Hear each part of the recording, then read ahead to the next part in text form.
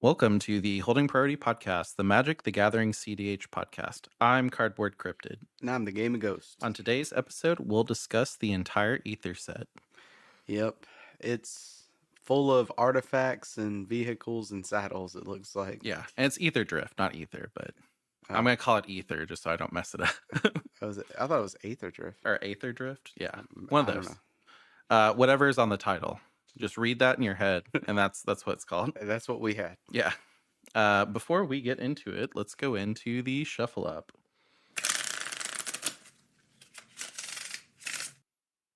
So we have a new comment from Big Sill 9922. Just found the podcast. Definitely a fun listen. Thank you so much. Yeah, for sure. Thanks for coming and seeing us. Yeah, just thanks for checking us out. Hope you stay around. I hope you're listening to this podcast and you're like, oh my God, they said my name. Always love to hear from new listeners, whether you're on YouTube, Spotify, Apple Podcast. Do remember that Spotify on the mobile app, you can add comments now, and I am checking those. If you're listening to Spotify on your desktop, for some reason they don't have that. Only on the mobile app. Yeah, it's really strange. Yeah. We also have a link tree. If you guys missed our episode last time and you're just checking out the set review, we did do a collab with Smooth Brain EDH. It was a really fun game. It was a CDH game that we did with them. If you haven't checked it out, please do. And please leave a comment that says we sent you over there. Yeah, it was a fun watch for sure. Yeah. And then our link tree has a TCG player affiliate link. If you are listening to this podcast and you're like, okay, I need to pick this card up, like they're onto something, please use that. It gives us credit from TCG player, letting them know that we sent you, and it really helps out the podcast. It's completely free for you and helps us out. So please do that. All donations go to more cards because we're addicted. Yeah. And speaking of donations, if you just are like, yeah, I don't want to buy any more new cards, I like these guys, I want to send them a pack. We have Ko-Fi that is in our link tree. You can send whatever you feel like, even if it's zero. We get a lot of those. Yeah. We get more zeros than we do any other number. But yeah, it's really cool. It's a really nice way to support the podcast, helps us out. And also lets us know that you love us. And then also, just a reminder that this is going to be card review, so it should be audio friendly. But if you're the type of person that likes to look at the cards, we will have it up on the YouTube. While we're talking about the cards, they'll be up on the screen, so you can kind of look at the cards while we're discussing them to kind of keep them fresh in your mind. We will describe every card in the audio. If you're listening to us on Spotify, Apple Podcast, or really any other podcast, we get stats on what podcast platforms people listen to us on, and there's some that I didn't even know that we put the podcast on. So it's been really nice. We forget about it and just throw it out there.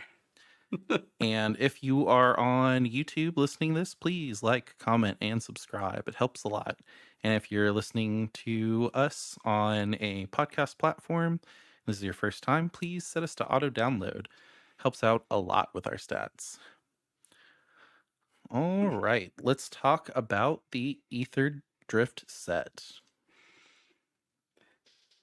Well, I think this is going to be one of the only set reviews we've done to where I think we're going to pick the same card to Force of Will. Yeah. I'm almost certain. Yeah.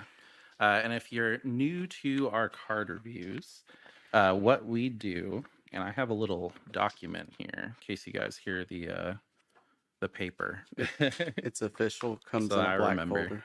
Yeah. So we do a card rating scale on every card. It's 1 through 5, only whole numbers. 1 just is the lowest. I think it's neat. 2 is put it aside for later. 3 is might see some play. 4 is I know this will see some play in a certain deck. And 5 is this will be a strong add in any color deck the card can be run in. So like a format all-star. And then once per set review, we have a Force of Will. We can either mark the card as the best in the set or overturn someone else's rating. Only your rating is used in the final calculation. So, like, let's say the current card that's up, Bulwark Ox, I say it's a 5. Ghost says it's a 1. I would use my Force of Will and be like, nah, this is the best Ox that's ever been printed. Yeah, this set is it leans a little more to the casual side. There is some hitters in it, but Hmm. I think the hitters are maybe like a handful. I think this set is more a standard set. It's very I can see that. inclusive, which I mean is good because like it's been kind of weird. These cards are printed for standard, but we've gotten so much in the way of commanders. Like I think even this set they were like, yeah, we're only going to put 2 commander decks out and there's only 20 new cards in the commander decks. So like I think it's pretty clear that they were like we're not designing much of this for the commander format. Like we need an actual standard staple that can exist in draft and all of that. We uh we will be drafting it. I yeah, think it'll be yeah, kind of fun. I do see some love towards the energy mechanic. yeah. Um, will we see any major energy commanders? I don't know that are CEDH viable. There is one, There's one, yeah. Yeah. but I mean, there's some hitters with the energy though, or the but it is energy, right? Yeah. Yeah. And I think we have 40 total cards in the set review. We do normally break up the standard and the commander, but like I said, there were only 20 new commander cards, and I think we maybe put 4 of them in. Like they were, one was a zombie tribal deck, and like, you know, those cards are not going to be CDH viable. Well, the typal decks Yeah. Oh yeah, are yeah. Typal. are very limited to what you can run, and Hmm. usually don't do very well, as, other than like Elf Ball Yeah. in CEDH normally.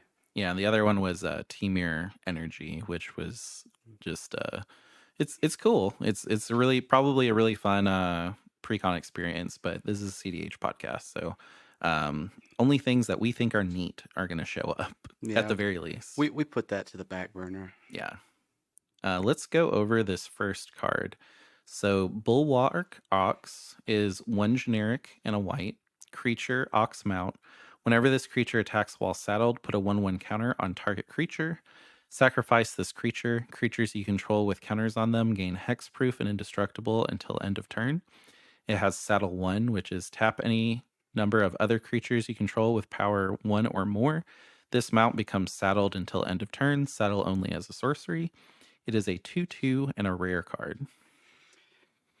I think I see this one around a 3. Like personally, I think that it's a decent card if you're gonna play something like Tyam. Yeah. Um, Other than that, I mean, that's a 2 for a 2/2. I, I'm not real big on the saddle mechanic. I don't want to say that I am. Yeah. So the reason I put this one in is I think that it might see play in Tyam. The fact that it can give a 1/1 counter to another target creature and you can sack it and creatures you control with counters on them gain hexproof and indestructible till end of turn, like it's a really bad white flare on a creature, basically. But anything that's a like sack this creature, doesn't tap, doesn't do anything, usually pretty good. Um, it does care about counters, so it is something that Tyam could play. Do I think Tyam would play it? Probably not. So I may give this one a 3 as well. Yeah, I think 3 is very generous for it. Yeah. I will say that like this set in particular, it was hard to find 40 cards to review. Not saying that this is a set that you should skip, but it is a set overall I think you could skip. But please stay for the podcast and the YouTube video. Don't exit out. I mean, there is at least 2 heavy hitter commander cards if you haven't heard or seen or know about them. But um, Yeah, I will say it's interesting because I had a hard time finding cards to talk about, but I had 2 different commanders that sparked my interest so much in this set that I actually made a Moxfield card list for them. So I mean, like I said, this is probably not. This probably wasn't geared towards any CEDH play. Hmm. Tayam is on the lower end, and if you play Tayam, just Tayam's not a heavy hitter as far as like Blue Farm or um, TNT. So It did win Mox Masters last year though. really, Yeah. One of the it's one of those and like this is what I was told that the deck was like whenever I watched like a breakdown of that. They said it's like a leech deck where basically you kind of sit there, you stop everybody from playing, you don't really have any interaction for the most part that you're really going to spend. So everybody else kind of exhausts themselves dealing with everybody else, and then once everybody else is kind of exhausted, you're like, cool, boom, boom, boom, boom. And like, I will say, time can be pretty quick and pretty slippery. Like, there's devoted druid lines where it's like, okay, well, I'm just gonna buff my devoted druid. Now I can put 3 -1/1 counters on it. I win the game. It's like, what? now if you're listening to the podcast and you are a go like diehard Tayam fan, please just send the Mox list in the comment. Hmm. I'll look through it because I haven't really seen too many at tournaments I've played, but I mean I know that there was one at the local game store that played it quite a bit. Yeah, I mean, like that color combo is really fun. It's one of my favorite color combos. I really wish that there were counters in those colors. It's the only problem. Guardian Sunmare is the next card. It's 3 generic white creature horse mount. It's a rare. It has ward 2. Whenever this creature attacks while saddled, search your library for a non-land permanent card with mana value 3 or less. Put it onto the battlefield, then shuffle. It has saddle 4, and it's a 5/5. So saddle 4 means it needs to have 4 power to give it its saddled ability. I know a lot of people were pretty excited for this card. I think it's a really good high power card for high power casual. I don't really know if I see Guardian Sunmare in CDH. Like, whenever I see a non human, I basically just think Winota. But Winota would put it out, it wouldn't attack because it comes in tapped and attacking. So it would just be a 5/5 for Winota, and it Mm. has Ward 2. So next turn, you'd really hope that it got to attack, which, like, with Ward 2, you kind of do somewhat have hope that it'll stick around, but I think it's just too slow. I'm with you on the slowness of it. I do think that it's very interesting that you can just put a 3 cost straight to field, Mm, and maybe we're losing some piece to this puzzle. However, I think that the mana value just kind of kills it. yeah, I mean, it's a 5/5 that if you saddle it with 4, you could go get a Rhystic Study and just put it straight to field. No one could counter it or anything like that. So, like, for slow games, it has its use, but otherwise, eh. Like, next one, Spectacular Pile Up. 3 generic white sorcery. All creatures and vehicles lose indestructible until end of turn. Then destroy all creatures and vehicles. It has cycle 2. It's a sorcery and it's a rare. Um, the reason I put this one in is because it's basically just a Wrath of God for 1 generic more, but it stops everything from having indestructible. So all of your destroy creature abilities like work. And then also, if you just don't want it, you can cycle it out, discard a card, draw a card. So in a CEDH mindset for this card, I would probably say I think it would be neat. There's way better ways to field wipe if you want to. Oh, we didn't rate. Mine was 2. I was looking at it Yeah, and my bad too. For Guardian Sunmere. yeah, yeah. Put it aside for later because you may need it at some point, but I don't think that it's I don't think that you're gonna see much play in CEDH with that. Yeah, Spectacular Pile Up is kind of the same. I'd say 2, put it aside for later. It's a pretty good field wipe, but it's really only good if you're not running any other color. Like for mono white, it's a pretty good field wipe. I could see it being put in as a upgrade over Wrath of God, just because like you can cycle it away if you don't want it, and for one less, it kills everything that's indestructible too, which is pretty cool. I don't really think we see much of that in CDH, but In mono white, you don't really see that. Mono white decks don't necessarily care about creatures. mhm. You know, their win line uh is it the what is it? Something bomb. Oh, Bomberman combo, Is the it, 4 cost creature, and isn't uh, that what it is? it's a couple things. Like you can, if you're playing Fiddlebender, it's just searching out artifacts. If you're playing Helios, it's Helios and Ballista. Ballista, Yeah. and then yeah, Bomberman is a 4 cost creature, and then you just keep getting LED back over and over, and then some outlet for it. But Yeah, I really think the only thing that this has going for it is it's mono white, and loses indestructible is yeah, interesting. yeah, I, I, um, I could see put it aside. yeah. I'd give it a 2.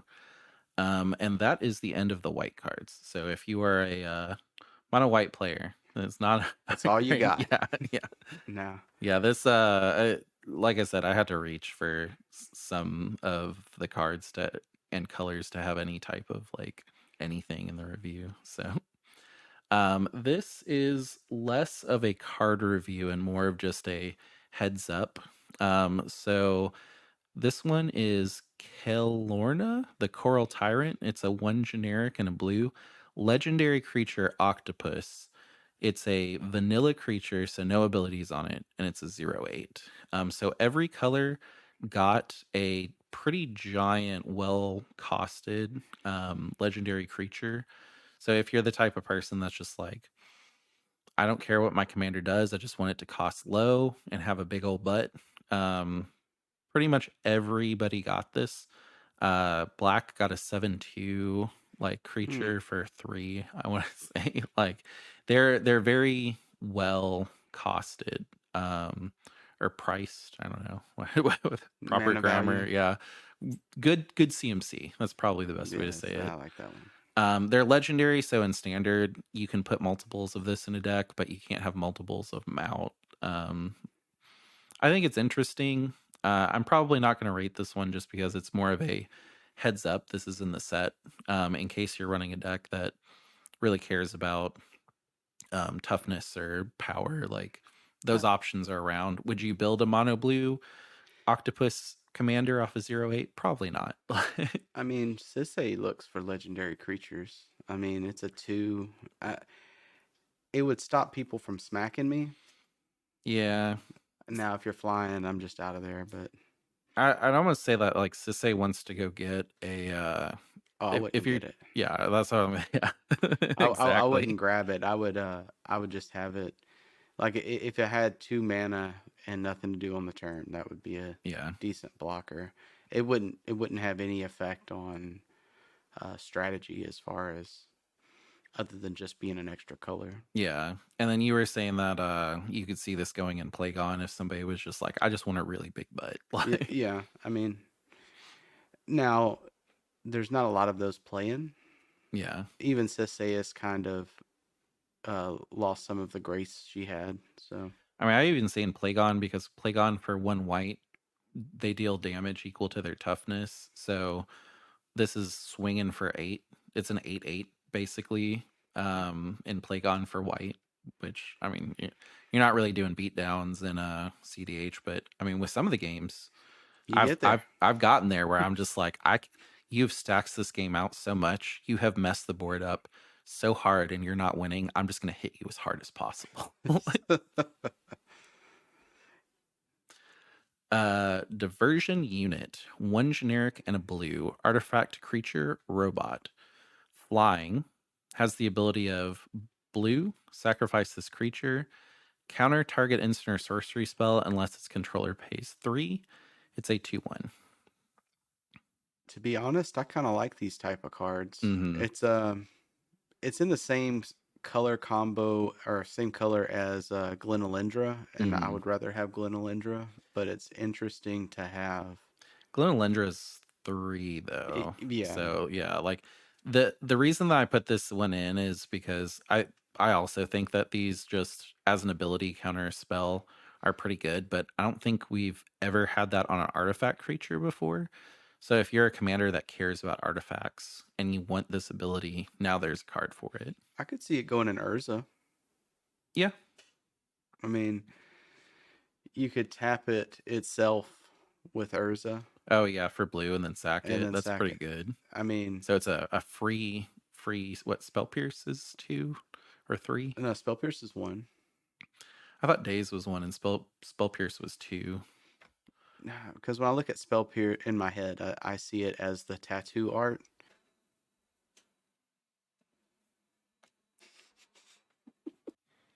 Next up is Diversion Unit. 1 generic blue artifact creature robot.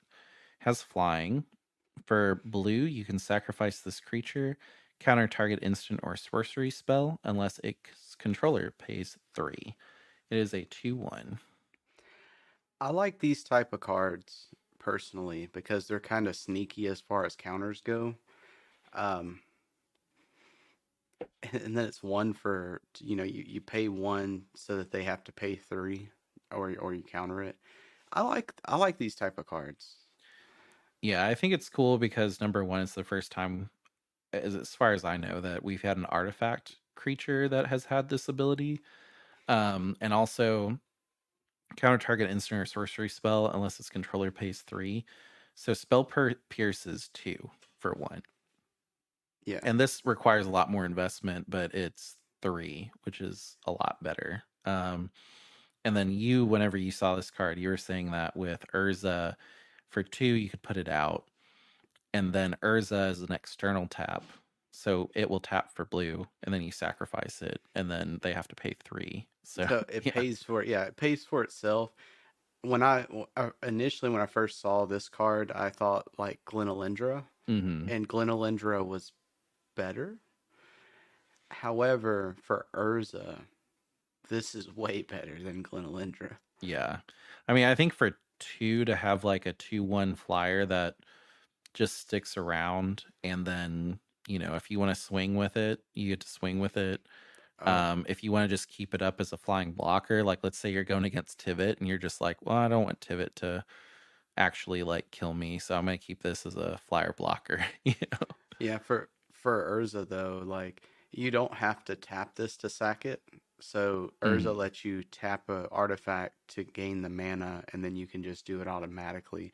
That that initially put my score, because I had an initial score in my head, and then it jumped quite a bit once I Yeah. realized. So for me, I was gonna say, either put this aside for later or it might see some play, but now I know that this will see it probably in Urza if you're playing it. Mhm. So you're gonna say it's a 4? Yeah, I'm thinking four. I think that's pretty fair. Yeah, I do think it's gonna be one of those where you're just like, oh, this gives me so many options that it earns the spot, and it's still only 2. By no means am I a Urza player, and I haven't really seen the deck too much recently, so I don't even know if there's very many people playing it right now. But it does seem really good. In Tivit, I think that it's too much for an artifact, Hmm. but it is an option. But I think Urza will see this.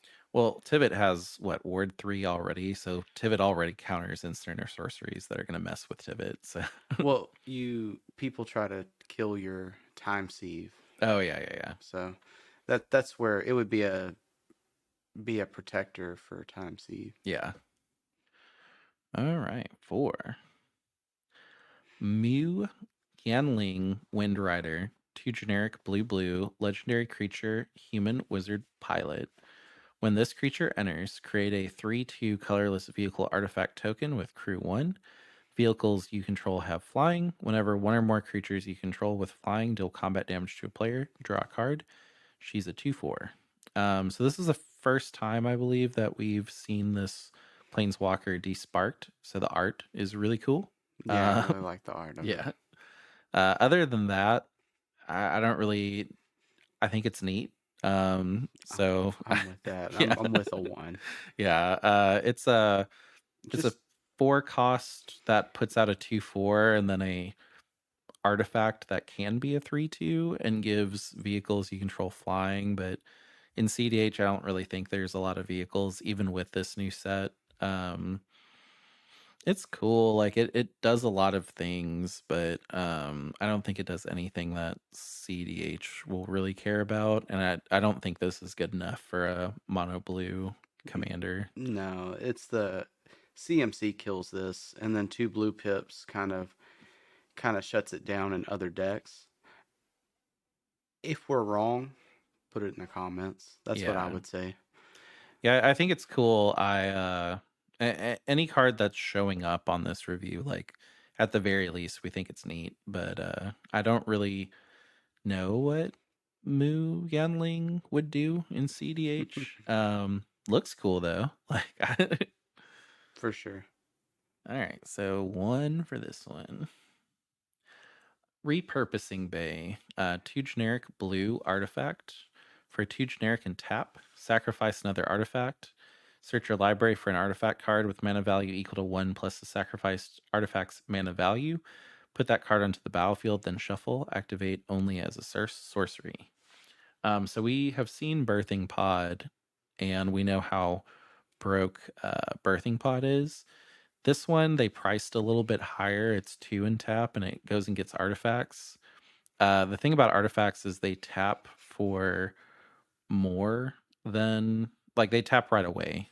So you can get value off of them right away. And I'm sure there's some lines where you can sacrifice another artifact, go get something that untaps Repurposing Bay, tap it again, sacrifice the thing that you went and got, upgrade quite a bit. The fact that you have to figure out 2 every time instead of 1 is a lot harder. So I think that they were smart and at least made the cost involved a little bit more expensive than Birthing Pod, which I think kind of ruins this for CDH. Um, um, I initially thought getting Time Sea for Tivit, which for 5 there's better options. I mean, I would rather have Transmute um, or War of Invention. But as I was sitting here looking at it, I was like, how can I get out my One Ring? yeah, And I don't really think that CEDH uses too many 3 cost artifacts. no. Do you know what I mean? Like, I don't think that there is one. The only thing I was thinking about with Tivit is if you have an untapped Soul Ring, tap your Soul Ring for 2, then tap the Repurposing Bay and use that 2 and sacrifice it to go get Time Sieve. But I can't even think of like what you'd really want. Like, I think like Repurposing Bay is pretty good for, like, oh hey, somebody just put a green tutor to field on the stack and I have a treasure, and then you could pay 2. No, Oh, because you only no, activate it as a sorcery. that's not. That's not where it would be because Yep. it's only that was my thing. And War of Invention is an instant, and Yeah. for 2 I could use Transmute Artifact. Yeah. That's where my issue is with it. Yeah. I mean, yeah. I would say put this aside for later. I'm sure that there's something we're missing, and it might be worth it. But I don't see. I don't. You can't One Ring it, and that's really where.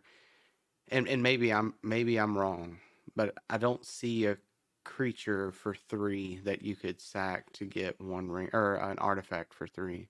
Sack it and get 1 ring. I think it's really good at getting 2 cost things. So, Or threes.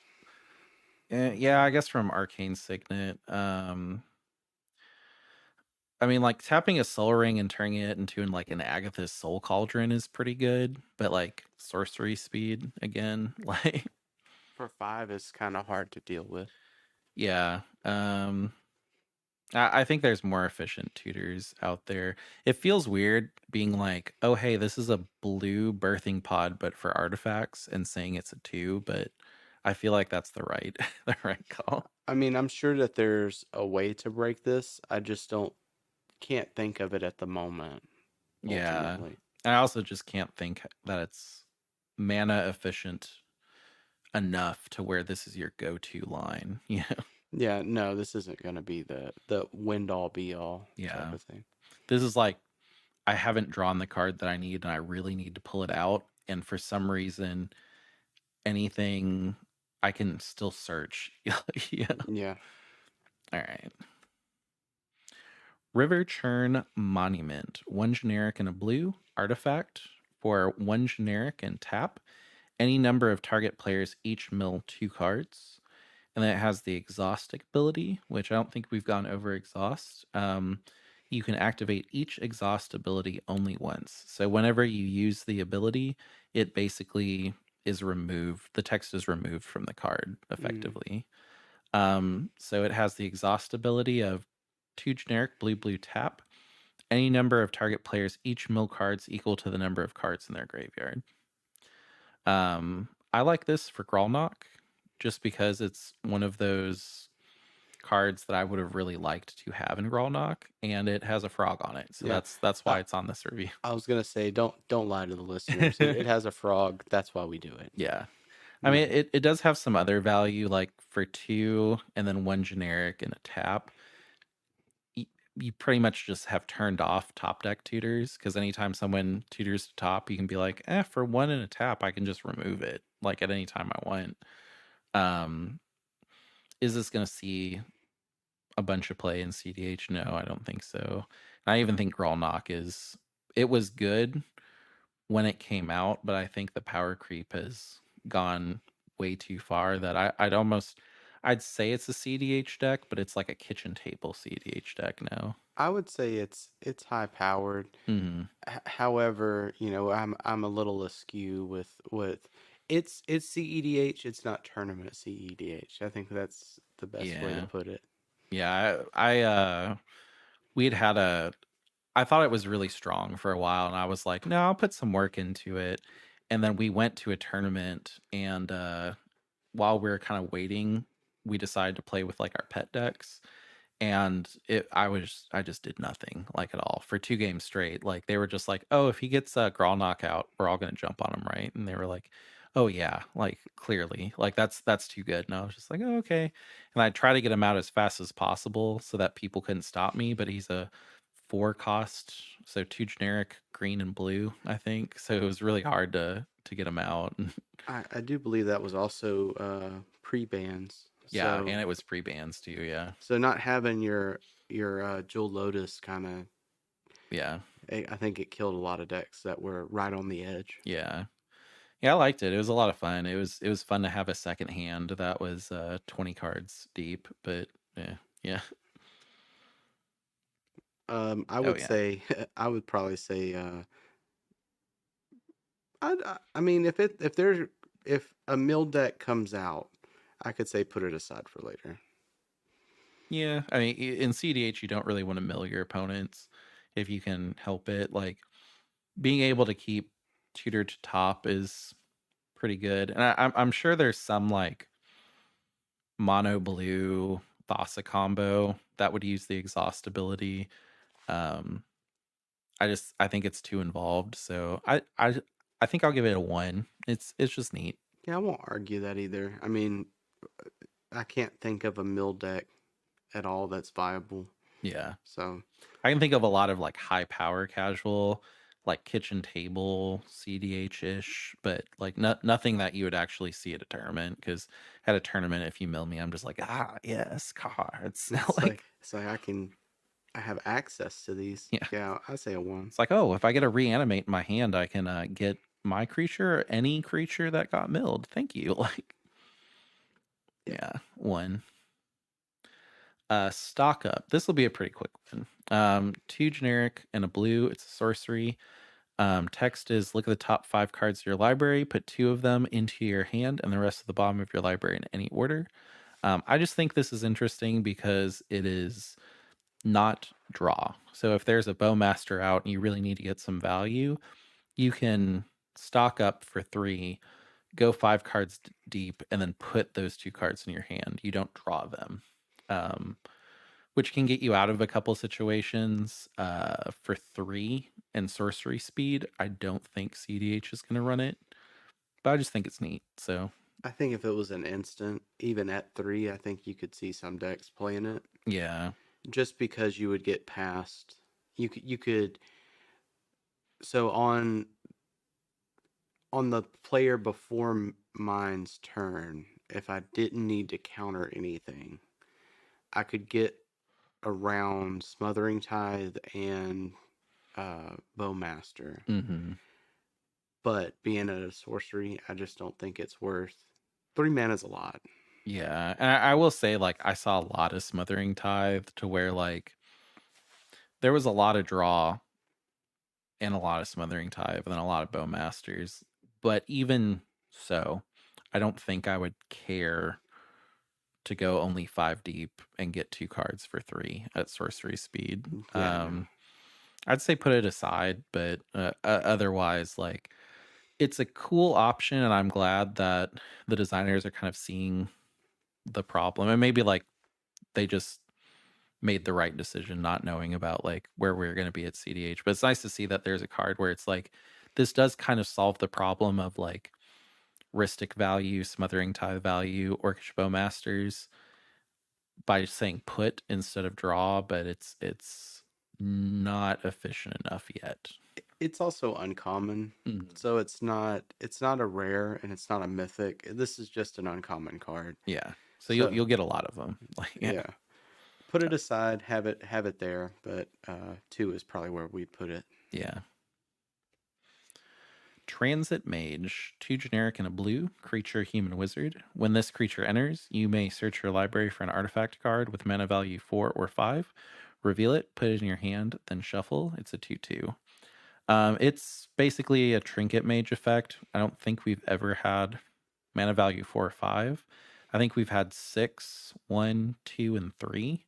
So Mm. I believe that Transit Mage fills out the numbers that we never had before. Which, if you're a deck and you absolutely your commander combos with a artifact that is value 4 or 5, and you need to pull it out of your deck, you don't have black for some reason or something like that. This is a great option. But I'll just make this one easy. To me, it's a 2. It is an artifact too. So Mm-hmm. so search your library for an artifact card. That's very specific. Well, Trinket Mage and the other Or artifacts as ones well. are artifacts as well, and they do see play. Okay. I just don't know what you're. Oh well, I guess you are getting a One A Ring one for ring. 4. Yeah, Yeah. that's true. Okay, I'll give it a 3. Now that I remembered I, One Ring is a 4. I can see that too. I'm with it. What's good about it too is it's an uncommon. Mm-hmm. So just as you're going through your packs, if you pass this up, maybe set it aside. Is Yeah. kind of where we're at. Like usually you only run these in the deck. Like Kinnan runs the one that goes and gets 3 because it gets Basalt. Nadu ran the one that went and got 1 or 2 because then it would get the equips. Mm. They're really good if your commander combos with a card that just pretty much ends the game if it gets cast and resolves. But are you going to use this as just a like value mage? Probably not. And then 4 and 5 is a lot. Like it puts it to hand, and then you still have to cast that 4 or 5. Like I don't remember the name of the one that goes and gets a 6, but I remember I was using it to pull Knowledge Pool out whenever I had the Teferi mono blue deck, Mm. which was like a high power casual deck, like just having fun with it. But even then, I was like, I gotta pay 3, and then all I do is just pull this out of my deck, and then I gotta cast it and just hope that this 6 cost artifact resolves to lock the game. Like I don't know, man. Like You also reveal it and pass, yeah, pretty much, because who who has if you have 7 mana up and you're not winning, this probably isn't the play. yeah. I You mean, know. you could, and this is like a lot, but if you transit mage and then you have Seedborn Muse out, and then Valley Flood Caller, you could flash in your One Ring on the next turn, and then Yeah, go I could ham. But see it. that's it. That sounds very specific, but like the amount of decks that run Seedborn Muse now and Valley Flood Color is a lot. Yeah, I'm with you on that, but I don't see this being a Kinnan card. because Kennen would Oh yeah, probably want definitely not. Basalt Yeah. and maybe some Thrasios decks, possibly. Yeah. Would you? Uh, Like I'm not gonna put it in green farm. So yeah. that yeah. What I would say personally is set it aside. I won't fight you on the might see some play, but I'd Yeah. probably put it aside for later. We just saw how crazy One Ring was in the tournament that we were in. Like One Ring, Ristic Study, Smothering Tide, just The issue though is it doesn't go to field. yeah. But I mean, pulling a card out of your commander deck is pretty huge. Like to I'm end. with you. I'm with you, but you're you're not checking a bunch of boxes if you're using this Oh card. yeah, So yeah, like you're not in black, yeah. you know, you're not you're not in white because you could use I would rather have an enlightened tutor, right? I mean, Enlighten is just to top, so you have to draw it. Yeah, Like the fact that this for 3 puts it in hand is pretty pretty big. big. Yeah, I guess. I just you're definitely not in black. yeah, I agree. You know, and yeah, I'm gonna say put it aside. Yeah, 2.5. 2.5. Yeah, Yeah. there we go. Unstoppable Plan. 2 generic and a blue. Enchantment at the beginning of your end step. Untap all non-land permanents you control. I put it in just because honestly, whenever I read it wrong. But we've only had this effect in green before. So I thought it was at the beginning of a end step. Untap all non-land permanents you control. No, it's just at the beginning of your end step. So what you can do is jam your turn, and then if you're like, oh, I should probably leave some mana up as your last spell, cast Unstoppable Plan, and then just hope it resolves. Yeah, I mean, and if you counter unstoppable plan at, at my end or at my main two or whatever, like whatever. Well, yeah, then you're like, oh dang, well, guys, I can't counter anything. My bad. Like I think it's okay. I mean, it's really in CDH. You're just gonna be running the Scepter Yeah, combo. I forget what it's called. he even has the same guy on it. Yeah, yeah. Dramatic Dramatic reversal. reversal because it's an instant for 2, and then you can also put it on Ishikron Scepter and then or Isokron Scepter, and then you're just good after. You Yeah, know? at that point you're fine. Yeah, I don't see wanting to really double up on this, so I don't think it'll see CDH play. ISO Scepter has kind of fallen out as well, but I mean it's cool that it's the first time that we've seen this type of effect in blue. Usually this is kind of a green effect. I do think that this is it does a lot, but it doesn't do things better. Mm-hmm. That that's ultimately where the problem is. Mm-hmm. Now maybe you play something that needs enchantments and See, I wouldn't even put this in green farm because I yeah, have Seedborn. Yeah. there it's funky. Yeah. I'd say just think it's neat probably. Yeah. If it was every turn, I could see some play, but since it's only on yours, I mean, maybe put it aside. Yeah, I'm trying to think of a deck that would want to run this that isn't in green, and I can't think of one. It's non-land permanents, so like you're not untapping your lands, you're untapping your artifacts, which I mean maybe yours I don't know. Yeah, it's Well, so hear me out. Maybe one ring, but even then, yeah, Seedborn does it so much better. yeah. That's the problem. Like, I'm trying to but think of like even like creatures, like a deck where you want to like go all in attacking and then untap them for blockers. Like I don't think Plagon would run this. Because I know that like one of Plagon's issues is like you plop Plagon down, you draw a bunch of cards, and then like you're just kind of like, oh well, now I'm on counter duty because everybody saw that I have all the cards. So like maybe Unstoppable Plan would help you build your board but still keep up stuff for interaction. Um, yeah, I don't know. I don't know where it slots in, so I'd have to give it a 2 as well. Yeah, 2 sounds right. This one, I did not keep the translation up, and it's not translated into English yet. But So uh, it looks pretty cool. yeah, Uh, a lot of these are like speed or like driving with like the streaks on the side, which I think is kind of cool. And this one has some lightning to it. As far as the art itself, I think it's a solid one. yeah. So it's called Waxen Shape Thief, 3 generic and a blue. Creature Shapeshifter. It has flash. You may have this creature enter as a copy of a creature or artifact you control, and it has cycling too. Um, I really like how this set has had cycling. I think that's pretty cool. Um, the fact that it has flash is pretty cool too. It's a Phyrexian metamorph, but it doesn't have the Phyrexian mana, and it's only your stuff. So you can't have a second One Ring like it's legendary.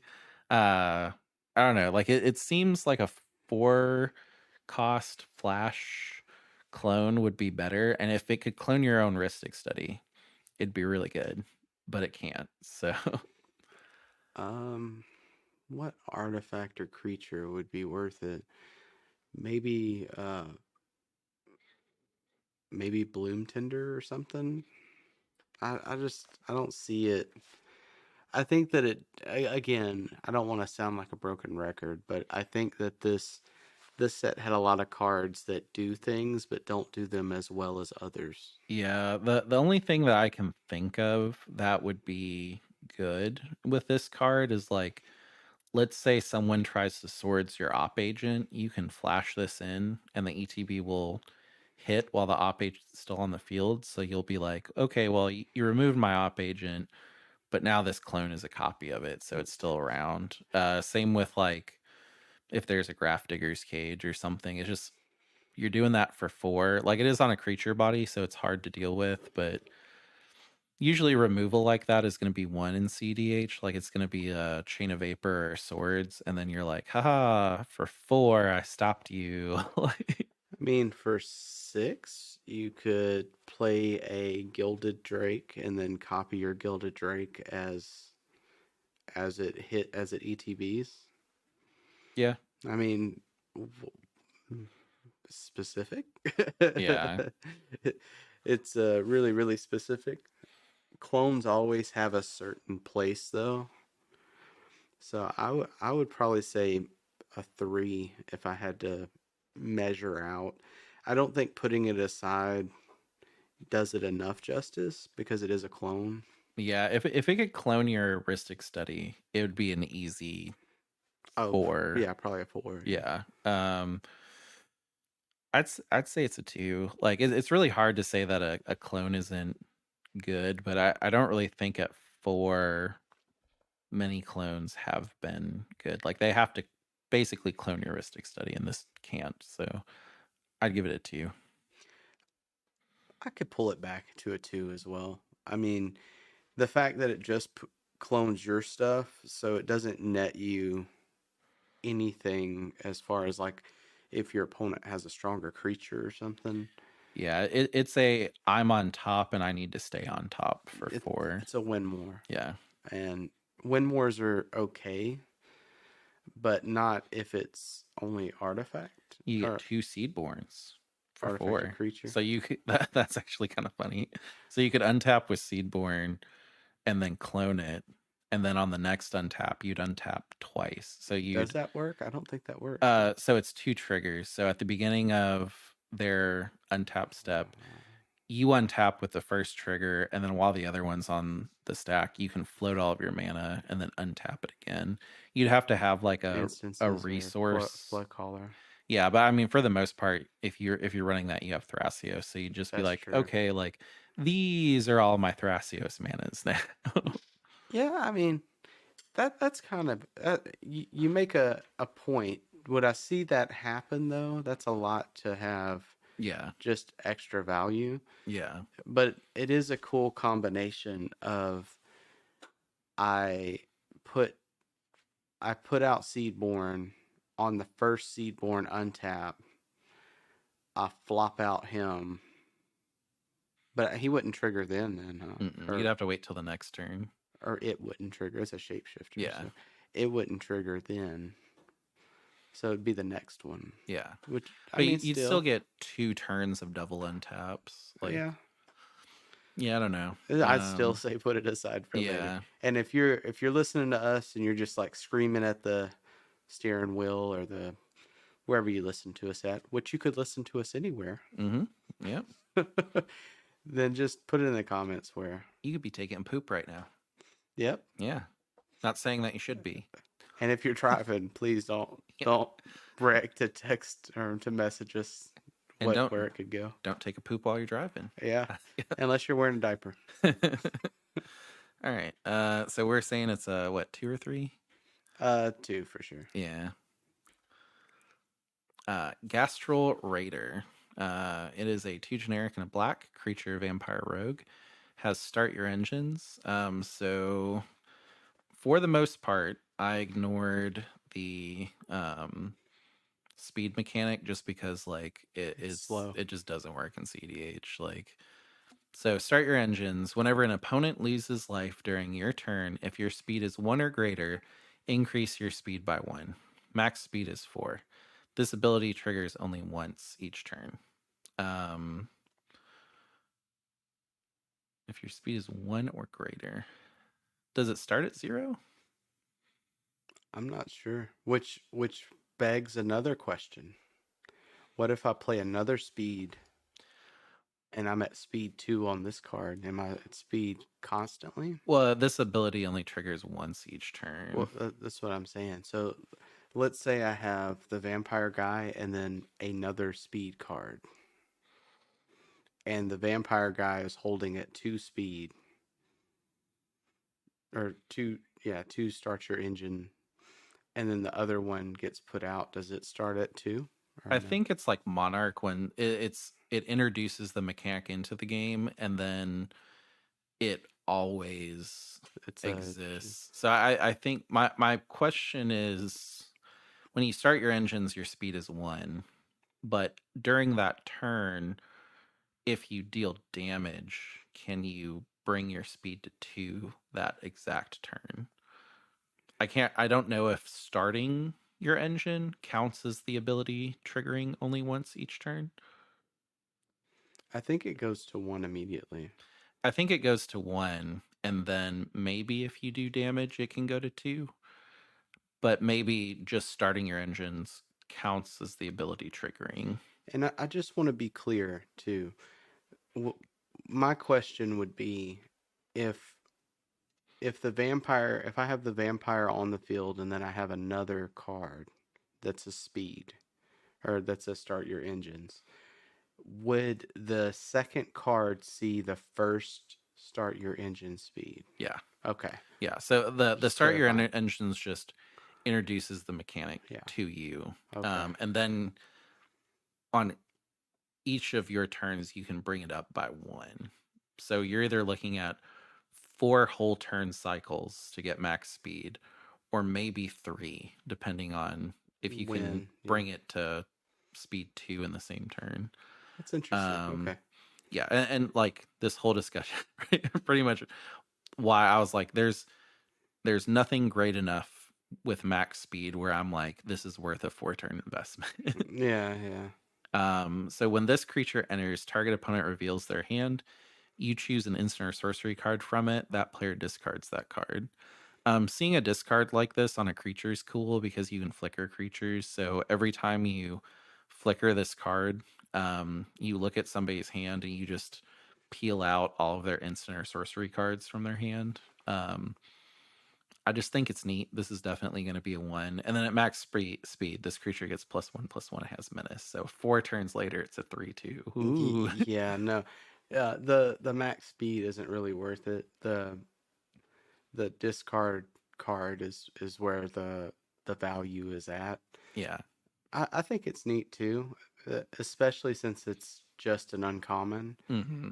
It seems that uh, Wizards has been putting a lot into the uncommons, Yeah. which, I mean, I maybe think my favorite main set card is a common or uncommon. Like it's in green. I'll say it whenever it comes out, but like I would say this has started a while back, but I hmm noticed it with MH3 for me. well, no, it was before that because we seen the what was the spell that had three different abilities and it was like a one solid black. I can't I think of it remember right now. Thabian Charm we thought was really good. I thought that was MH3. No, this was like Dominaria or it was the set with Shieldred because it was Shieldred's edict or Oh, edict. yeah, yeah, yeah, Shieldred's yeah. edict. Yeah. I thought you were talking about our set reviews. I was like, we weren't doing set reviews. Yeah. No, no, no, no. But we've seen one of these before. Clearly, this one is no Shieldred's edict or edict, but Yeah, yeah. Because it's that was a interesting. $6 uncommon. Yeah, Yeah, that's what I yeah. was saying. And then some of the rares were like 20 cents. Yeah, yeah. uh I'm gonna give this one a one. Just Yeah, I'm with it it's too. neat. I'm with it. Gonti, Knight Minister, 2 generic black, legendary creature, Etherborn Rogue. Whenever a player casts a spell they don't own, that player creates a treasure token. Whenever a creature deals combat damage to one of your opponents, its controller looks at the top card of that opponent's library and exiles it face down. They may play that card for as long as it remains exiled. Mana of any type can be spent to cast a spell this way. It's a 3/4. So, yeah, I in general, as you were reading it, I was thinking to myself of the art and of the creature itself. But we'll finish the card and then I'll ask my question or go into that. But Yeah. I think that he's almost as good as Rev the Tithe Extractor. Yeah. I do think that it's interesting, and it's really only like a sentence or two off of the text on each one of these creatures. Yeah. He has a lot of interesting interactions. Number one, Gonti usually has death touch, but this one doesn't because he has gloves on. So just Yeah, if you have gloves yeah, on, that's why. art matters. Yeah, we always bring up that we like the art. Well, he didn't have death touch. I also think it's funny that like you could put down Gonti, and then someone could just be like, "Oh, all right, well I'm gonna dash Ragavan out and hit you." Okay, cool. I got a treasure, and I exiled your Soul Ring. I'll cast it, and I'll also get a treasure from Gonti, Yeah, like because he doesn't discriminate. I think that's you, funny. I just had a mind like you could play both of them at the same time. Yeah. Yeah. Well, I mean, imagine dropping this and then what's that black blue card that you exile everybody's graveyards and cast their cards? Oh, Memnonic. Yeah. Imagine you drop this and someone's just like Memnonic? Like Mm, it's like thanks. Like I do think that this is a heavy hitter. yeah. Um, it's expensive. I think that two black is harder than three generic, one black. I think black is one of those colors in Magic that you usually have a couple. Mhm. It's not like red or something where if you're playing multicolored you might have one unless your deck is synergized around red, like deeply synergized. Yeah. But I feel like the tithe bearer, if it was one spot, or the tithe Tithe extractor extractor, yeah. was, if it was this or that, I would say her just because of the wording. Yeah, and I'll read her real quick since we don't have her up. So, Rev, Tithe Extractor, 3 generic, black, legendary creature, human rogue. Whenever you attack, target creature gains death touch until end of turn. When one or more creatures you control deal combat damage to a player, create a treasure token. Then look at the top card of that player's library and exile it face down. You may cast that card for as long as it remains exiled. So, with her, you get the treasure right away. But with um, Gonti, you could mnemonic all of your opponents and just go crazy. Like so he has a higher ceiling, I think, but I would not say he's as good, but if you're running Rev Tithe Extractor, if you have a deck that you're like, this is what I want to do, now you have two options for that, which is pretty cool.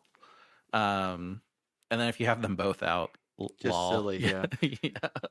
So my spaced out thought towards Gonti is we've seen him in multiple sets, and I don't think I've ever seen him as a planeswalker. Is he? I think he's just so he's an Etherborn. And I was reading the comments on this, and the Etherborn, like, they don't really live very long because they're basically like made of magic. They're kind of like the thing in Harry Potter. Whenever like they suppress their magic, they just like go crazy. I can't think of what that was Yeah, called, but yeah, it's no. that's a lot. They're basically like that, but Gonti has a special heart made for him, so that's why he's able to live so long. But I don't think he's ever sparked. But that doesn't explain why he's on all different kinds of planes, Um, right? Because you could argue that in Thunder Junction that Vraska and them lost the spark or whatever, you well, know, there. Niv Mizzet just recently opened the All Path after Mother of Machine or something, to where everybody, I don't know. There's so much lore. Yeah, Like, I was gonna be like somebody's sitting there like nerd. yeah, nerd. Someone who's someone who is sitting down to listen to a Magic the Gathering podcast is like, these guys are too nerdy for me. They're nerds, I bet they've never seen a significant other. Like, which I have. I'm gonna No, take no, their just lunch money. Ugh, um, girls are gross. What? Unless you're a girl that listens to this podcast. then yeah, Yeah, no, very cool, very cool. so silly.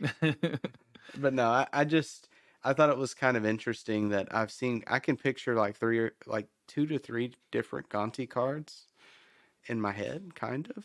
I mean, Niv Mizzet's the same. He's never been a. He's been a planeswalker. He was. I'm pretty sure. I think Nico Bolas has been, but not Niv No, maybe Mizzet. not Niv Yeah, Mizzet. You might be right. I don't know. Mention it in the comments if you know. yeah. All right. Next. Oh wait, what did we do? Uh, 3. yeah, 3. Yeah, They're solid 3.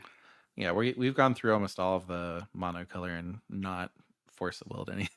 No, we know exactly. Like uh, it's there. yeah. Intimidation tactics. It's a single black mana pip sorcery. Target opponent reveals their hand. You choose an artifact or creature card from it. Exile that card. That's so awesome. Has cycling 3. That's awesome. Yeah, whenever I see these like discards, I always want them to exile. And the fact that this does it for 1 and has cycling is really good. I don't think spending a card to remove a card from one opponent is very good in CDH, because you've lost a card and then that person's lost a card, and then the other two people are like, all right, well, we're both up a card in hand now, you know? Yeah, I think it's good though for an uncommon. Yeah, yeah. I look at things overall, like overall value of the card, and it's a 1 for an exile something out of somebody's hand. Mm-hmm. It's not an instant. Now, if Yeah. it was an instant, it would be a play. Like I could see it. Well, also imagine like someone is like turn like seat 2, and then they use this on seat 3 and exile their Mox Diamond. Like, Yeah. I'd be mad. Or you tutor Yeah. and then you just hit whatever the best card, because you wouldn't know exactly like on a detutor. But if you it's the sorcery speed kind of hurts it, but I do think it's very good value for an uncommon.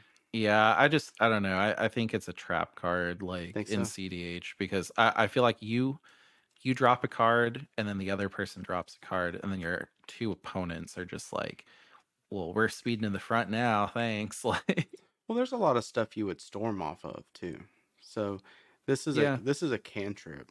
Is my initial thought Well, it is doesn't redraw itself, so it's not a cantrip. oh, okay, Yeah. well, If it redrew itself like 100%, like if you could cycle, if cycle was like an additional cost, like kicker, 100%. okay. I just think it's cool that it's a pretty good card by itself, and then it still has cycling to where like late game you're like, oh, I don't want this, like, bye. Like, I think we're pretty close in value of the card. I think it's neat. Yeah, I think it's a one. Just yeah, if it was multiple opponents discarded, it'd be different. Oh yeah, that'd Yeah, be silly. yeah, yeah. I'd be afraid to put this in a deck, um, even though it's really good. So I'll give it a one.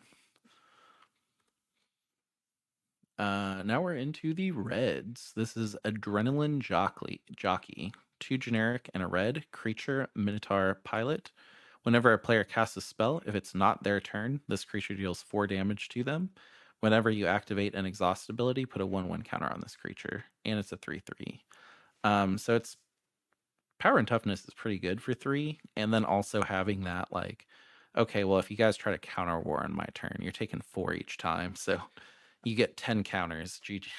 I mean, for mono red, it's pretty solid. Yeah. Like I don't know of another deck that might want to use it. Maybe it's not Perforos that what is that god? It's a red Oh, god. Ogier. Ogier. Yeah. Ogier may do this. Yeah. I mean, 4 damage is already really good though. Like you almost don't need to buff that damage. I mean, he does 8, isn't it double? No, so it's if you do damage less than his power, you deal damage up to his power. Of Ogier? Yeah, so if you did 1 damage It would and do he was a 4/4, it would do do 4 4. damage. Okay. But like this one is just 4 damage right out the It's, gate. yeah, I think it's solid. I don't know of a deck personally in red that I would just have to go in. Yeah. I mean, there is a lot of decks that it's almost like saying red decks could use it. Yeah. I mean, I really want to find that punishment deck where it's like I feel like we bring this up every card review, and I haven't seen it yet that has gone to tournaments or is strong enough. But looking at the table and go, you've got 10 counters to use ever. Good luck. It's Yeah. pretty cool. Um, the other thing that's cool, and this is more like casual, high power casual, it's this creature that deals the 4 damage. So if you want to, I don't know, give it infect, Oh, that's silly. yeah, or if you give it lifelink, every time someone casts a spell, it deals 4 damage and you get 4 life, which is funny. So Yeah, mono red life gain deck. That's yeah, what I'm going with. yeah. I That's so mean, silly. Winota. Yeah.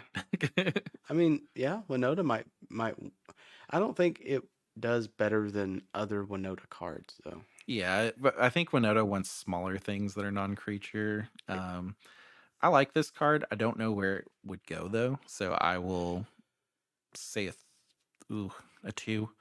I really want to give it a 3, but I think honestly, heart of heart, it's a 2. Yeah, it's a 2. Definitely. All right, Boom Mobile. 2 generic red. When this vehicle enters, add 4 mana of any one color.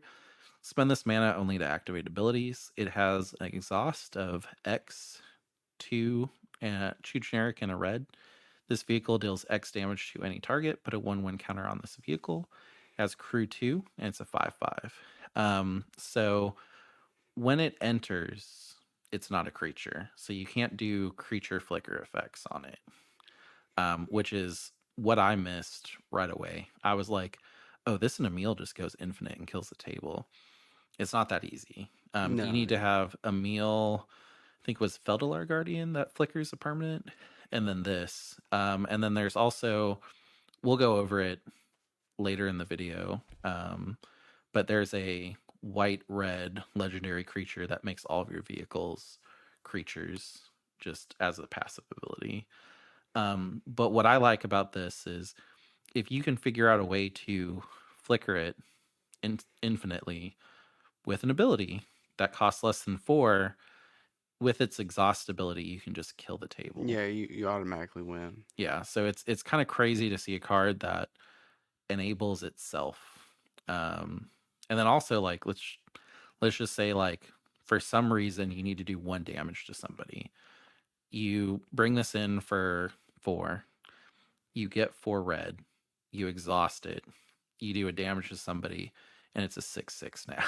Like, Yeah, I I like it. I think this is a solid 2. Like, I don't know where it would go. I'm not as savvy on this type of play with red, but yeah, I was gonna say that it could be a backup win line in Rocco, but it's a vehicle, so you can't search it. I don't really think Winota would ever want this card because like you're able in Boros, so red white. It's a 3-card combo that wins the game in red white. I don't think that the legendary dude that we're gonna see later is good enough to want to run as a commander in CDH. Maybe I'm wrong, but it's a 3-card it's a 3-card combo that you have to assemble to win the game.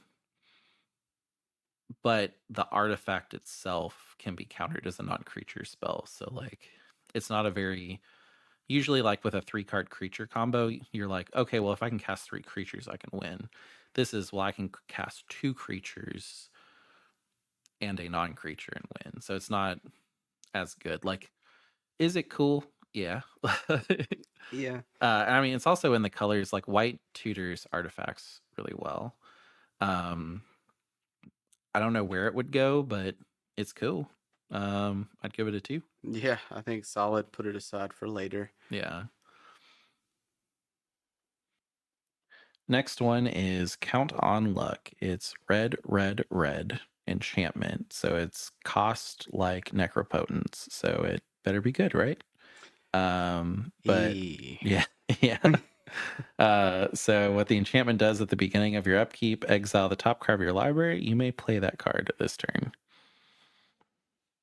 I I think in different colors it would be better. I think red is kind of hard to mess with. Realistically, if Necropotence in black was like that, it would be so. I think in red is just really hard to do. It's cool that it's there. Yeah, this is a enchantment that when you cast it, you get no value. You just Until ends pass, and turn. on your next turn, you get 2 cards, which like, ugh. And It then also, if you exile something and you're not ready to cast it, it's just gone. yeah, I don't see this getting much play personally. I think that this will probably be a solid. This is neat because it's similar to Necropotence in a way. Yeah, I'm also gonna give it a 1. Like I will say that whenever I was playing mono red Bergie, like I would have been pretty excited for this card. Or if I was playing a red like legacy or standard deck that cared about like red devotion, I'd be pretty excited about this card. But Yeah, in CDH, no. I just thought it was interesting, so I wanted to highlight it. But it's definitely a 1. it's definitely interesting due to the pips and just the general nature of it. But in in red and not being multiple cards, it's kind of hard to justify it in a deck. It also has loot on it, and he looks upset, which so Yeah, yeah. Loot is always cool. That might be Chandra. yeah. Duretti, Rocketeer Engineer, 4 generic red, legendary creature, Goblin Artificer. Duretti's power is equal to the greatest mana value among artifacts you control. Whenever Duretti enters or attacks, choose target artifact card in your graveyard. You may sacrifice an artifact. If you do, return the chosen card to the battlefield. He is a star and 5 toughness. Costing 5 is a lot, honestly. It is the first time we've seen Duretti desparked, I wasn't which is really cool. Yeah. I wasn't really sure if that was him. Like Yeah. you had mentioned it, and I I mean I can picture the CE if quote unquote CEDH Duretti Yeah. Planeswalker, but I don't really like this. Looks nothing like him to me. Yeah. The other one looks like a Pope. This looks like a punk rocker. So it's interesting. The fact that he like has no use of his legs is pretty much the only thing that I'm like, oh, okay, like This Definitely him type of yeah. thing. I know that goblins that kind of swap out artifacts are pretty good, but I don't know if you really want that as a mono red commander in the command zone. For 5. Yeah, I know that people that like the Duretti Planeswalker commander really enjoy it. So I'm excited that this is coming out for them. I don't know if it would be good in that deck. Um, it's cool. I just think the 5 cost really holds it back. Yeah, it kind of takes it out in my opinion, but definitely interesting. I'd probably put it out as a 1. I don't see it being a win con or anything. Yeah, I mean the fact that you're wanting to force the artifact into your graveyard is kind of tough. I think there's a goblin that does that, and then gamble. You know, if you lose the gamble or win the gamble, or whatever, we'll do that. And then also, like, if you just happen to draw it, there's a lot of loot effects that'll put it in your graveyard. But I think you gotta go through too many hoops to really cheat the artifact onto the field. And then, like, what are you cheating out? Like, Portal to Phyrexia is usually the answer, and like It's probably like a doesn't mana win. or Yeah, 2. doesn't win you the game. Well, Portal is like 9, Is but it? yeah, it just everybody sacrifices 3 creatures, and then on your upkeep you can bring one of them. Ah, okay. Um, but I mean, like, it doesn't win you the game for all of that effort. So yeah, I'll give it a 1. Draconautics Engineer. 1 generic and a red. It's a creature, goblin artificer. Has 2 exhaust abilities. So activate each exhaust ability only once. So the first one is red. Other creatures you control gain haste until end of turn. Put a 1/1 counter on this creature. Second one is 3 generic and a red. Create a 4/4 red dinosaur dragon creature token with flying. And then the goblin itself is a 2/2. Um, we have another legendary goblin that costs 2 and for red gives all creatures haste until end of turn. The fact that there's a second one is pretty cool. Um, that being said, I don't really know what that goblin was used in other than Tamir decks. I used it in Storm with Neoform, where I would bring it, Hermit Druid, and Thassa's Oracle out, and then I would pay a red, give everything haste, pay green to activate Hermit Druid, and then mill everything out to win with Thassa.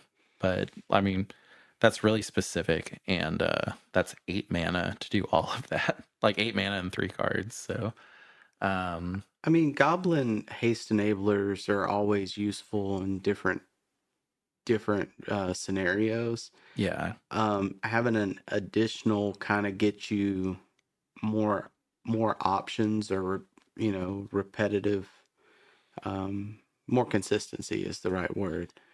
yeah. Where that consistency would be useful, I'm not exactly sure. And we're also going to see a goblin that really wants haste on him a little bit later in the dual colors. So that might be where it goes. And having 3 goblins that work well with each other is better than having 2 goblins that work well with each other. Um, so yeah, I think 2. I'm a solid 2 on this Yeah, one. it's good, but yeah, we already have this in Commander, and it doesn't see a bunch of play. So It's also a goblin on top of a dragon's head. yeah, and it's a dragon dinosaur. Like, it's a dragon that is really old. I No, guess I don't know. I don't know what makes a dragon a dinosaur, but that's awesome. yeah. Fuel the Flames. It's a 2 generic red instant. Fuel the Flames deals 2 damage to each creature, and it has cycling 2. And on the art, they have kitties. Kitties that are getting burned alive. So, not my favorite. Probably the lowest on, my favorite kitty uh, list. But the fact that it's instant and deals 2 damage to each creature is pretty good. Um, I mean, it shuts down a lot of Tymna boards. It shuts down a lot of Mana Dork boards for 3. Mana Dorks is where my mind was at. Like this field wipes pretty much any token generator deck, which you don't see much, but Yeah. I I mean, Esper, like lots of stuff that people care about. I do think that being that this again is an uncommon is a lot of value. I would always say with these uncommons, put them aside because normally, if you're like me, you run through the packs and you're like, ah, where's the rares? Yeah. And you could pass this gem fairly easy.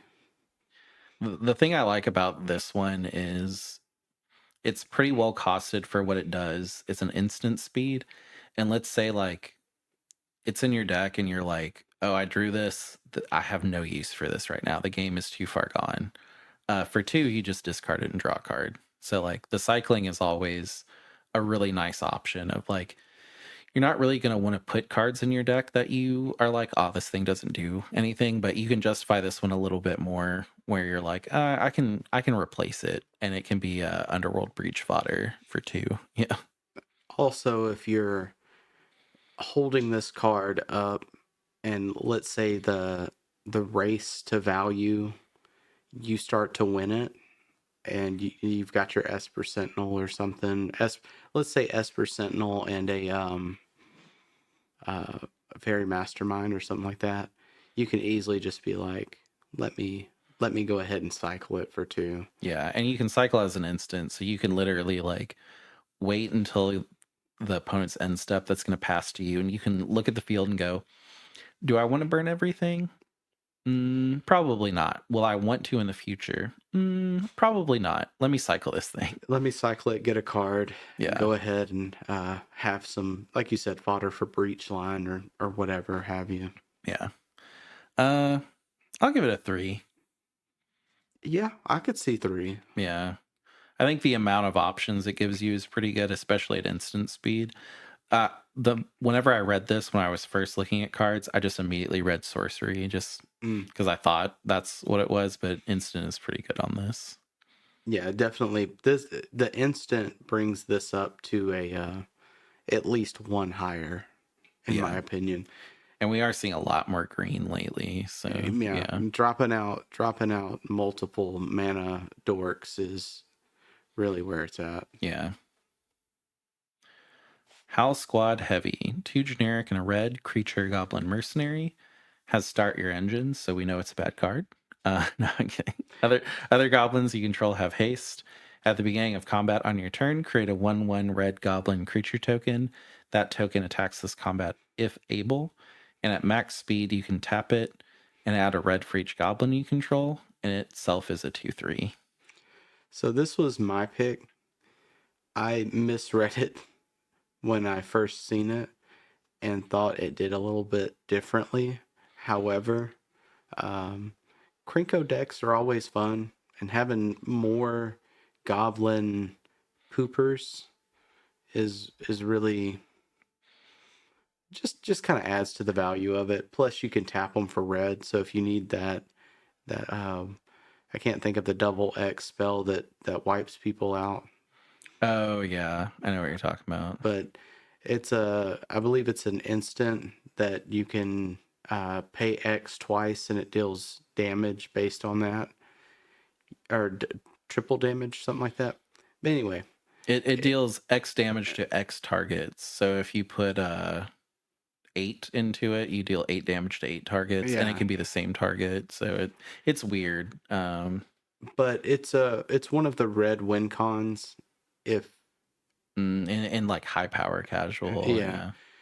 and I mean you're looking at goblins. That's kind of where you're at anyway. So Yeah, I mean, now that I'm kind of looking at this 2 almost hours later, I think it is a good Winota card because it itself has haste and it gives you a second body. So for 3, that's 2 Winota triggers right away, like as a surprise. oh yeah, I didn't even think about that. Yeah. And then I don't know if the max speed with Winota wouldn't be relevant, but Oh yeah. If the game's gone that far with Winota, you've lost. yeah, Like, but that is kind of cool. So if you're a Winota player, I would I would say put it in the comments. Let us know how you think or if this would be an add-in for you. But I don't know. For me, I was thinking Krinko. Yeah, I'll give this a 2. It's not, it's no ginger brute, you know. No, no, for sure.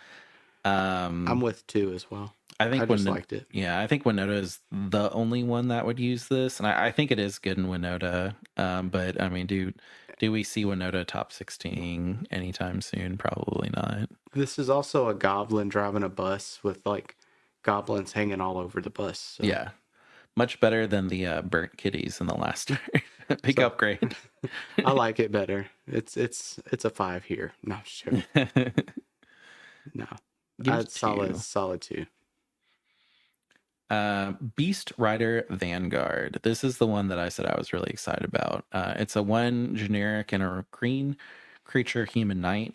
For 4 generic and green, look at the top 3 cards of your library. You may reveal a permanent card from among them and put it into your hand. Put the rest on the bottom of your library in any order. It's a 2/2. This is silly.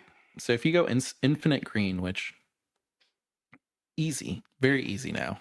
Devoted Druid makes it easy. Mono green, that's the whole point of mono green. So if you go infinite green, you get every permanent in your deck into your hand. We did have a werewolf. I believe it was 2 and a green. But I mean, if you're infinite, it doesn't matter. That only put creatures into your hand, and it was like a mono green all star. And Beast Strider Vanguard is real good. I think it will be. It's weird because whenever I look, this will be a strong add in any color deck the card can be run in. This is only mono green, really. So I think it's a 4. It's a 4 Yeah, for sure. And it would be 4.5 if I had a point system, just because some decks that use green go infinite, and this would be useful. yeah, and I will say that like you've seen my decks go infinite green Oh, often, every time and it's not. then like I have the werewolf out, and you're like, this is GG, and everybody else is just like, no, like let them play it out. It's like I'm just gonna go get something to kill you guys. It'll be walking ballista. It'll be like it's Yeah, yeah. like we can play it out, but like I have so many options at this point because every creature I control is going to be in my hand, and I'll have enduring vitality that I can drop. So all of my creatures will tap for any color, and then also if you guys can stop walking ballista, then like I've got so many more options. And then people will be like, "Oh, okay, I see it. I didn't realize it was that crazy." I would I would also note with this card that the rarity is common. Yeah, So if you're wondering will you get this, you will be looking at the front part of the pack yeah, depending on how the pack is set, but it's in the commons. yeah. It is gonna transform. Like Isan Wandering Bard is gonna love this. You don't really see mono green anymore as a CDH deck, but we have been seeing some pop up, like the green bear from Bloomborough. I always forget what its name is. I know that the artist is the same artist that drew the original Charizard, the OG Charizard. Mm. But we've been seeing that top 16 recently. There's a green card that I think is gonna be really good. I almost want to use my Force of Will on this, but I'm gonna wait because I know there's a commander The that's better. and so to me there was I didn't really know about this card, but now that I'm kind of looking at it, It gets lands yeah, too. yeah. Yeah. The issue I'm seeing is that there's this card, there's another utility card, and then a commander in this set. Yeah. And I feel like the commander is gonna hold the Force of Will card, but Yeah. this is a solid card too. Yeah. And like if you look at Scryfall and go like what mono green mana dumps are there? There's not many because Magic knows not to do that. But Yeah, they for did it. And sure. like I do think that mono green needed it, so I'm not really complaining too much, but yeah, like if you can go infinite green and then go get every permanent in your deck to your hand. That's cracked. So I'm gonna give this a 4. Oh, 4 for sure. Yeah, and it's a common. Like I almost just want to upgrade it to 5 just because it's a Yeah, common. the common. I I don't. I make a point to say something because if you're listening and you're not seeing the card, you may be looking at it in the wrong spot. This is a common, Yeah, and it's not going to be in the rares. You're going to find it. You'll probably have 3 of them. Just note it and set it aside. yeah. It's going to go in mono green decks. And by it, for the listeners, we mean Beast Rider Vanguard. Beast Yeah, Strider really, Vanguard. really good. The art also is interesting. It's like an eagle dog that the thing's riding. I don't know. I don't really know. Maybe it's a dinosaur. I have no idea. Yeah, it's cool. Like even the art's cool. But yeah, I think 4 is good for that one. Next one is March of the World Ooze. It's 3 generic, green, green, green, so 6 CMC total. Enchantment, mythic. Creatures you control have base power and toughness 6/6 and are oozes in addition to their other types. When an opponent casts a spell, if it's not their turn, you create a 3/3 green elephant creature token, which, to note, it's a 3/3 base green elephant token, and then it turns into a 6/6 elephant ooze if the enchantment's still out. So if the enchantment gets removed, it does become a 3/3 later, but it's a 6/6, which is nutty. Yeah. I like this card a lot. I don't think that it's going to see play just because like swarm decks don't do too much, or is it going wide instead of going Yeah. wide decks don't really show too much in tournaments or anything. But the fact that you could use your doubling season, use your let's say you're using like a green white deck that's token, so you've got all of your token generation going on, and then you play this and they're all 6/6s is quite crazy. Yeah. I mean, if this was a sorcery for 6 that gave everything +6/+6, like this would see play in like high power casual token decks. But this is a 6 transforms everything into a 6/6 and it just stays around until someone deals with it. Well, And creatures you then control. yeah, and then also like pops out 3/3 elephants on top of it for value later. Is it CDH? No. But is it really cool and something you should put aside? Yes. So I'm gonna give it a 2. 2 for sure. Yeah. Molt Tender, 1 green pip, creature, insect, druid. Tap, mill a card. And then it does have a reminder of what mill is if you don't know. Put the top card of your library into your graveyard. Tap, exile a card from your graveyard. Add 1 mana of any color. It's a 1/1. I like these. These are so this is a mana dork Yeah. initially. And any color mana dork for 1. That's a 1/1. Now you got to step through some hoops, but I kind of view it as a another Deathrite Shaman type of feel. Yeah. So you sack your land, get a mana, tap it, exile the land, It's go with it. yeah, like really at the end of the day, exile a card from your graveyard, it's going to be a sack land or a jeweled lotus, you know. Well, So no Jewel Lotuses anymore. or not jeweled lotus, lotus petal. Yeah, Lotus Yeah, Petal. it's going to be one of those, and you're probably only going to have 2 or 3 of them over the game with Molt Tender. So it's better than Deathrite because Deathrite requires green and black in your commander. This Mhm. one is just mono green, but also it's more specific. Like you can't thin your opponent's graveyards out of stuff.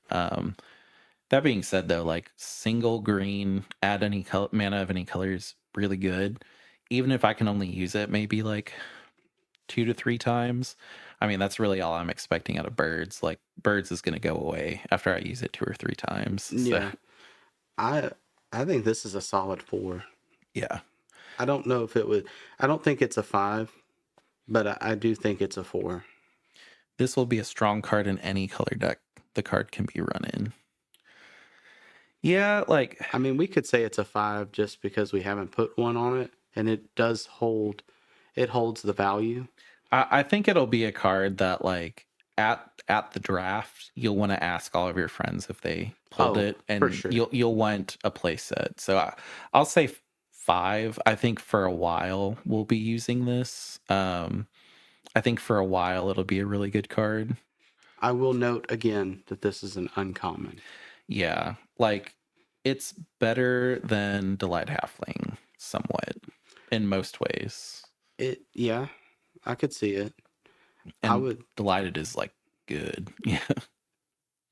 yeah. I know people are like, but with Delighted, you can't get countered. It's like, oh, who's really countering your commander? At the end of the day, though. Like, Yeah, I mean it's a good layer of protection with delighted, but isn't delighted's only legendary creatures, yeah, and I this opens feel up everything. so. It's a colorless, or a color for a legendary Yeah, spell. exactly. I feel a lot safer with Delighted Halfling, but I don't think anybody after the game has ever been like, oh, that Delighted saved you. I was going to counter the F out of that. Yeah, no, not at all. Yeah, I do like this a lot though. yeah, Molt tender. yeah, Be on the lookout in your packs. yeah. It's is good.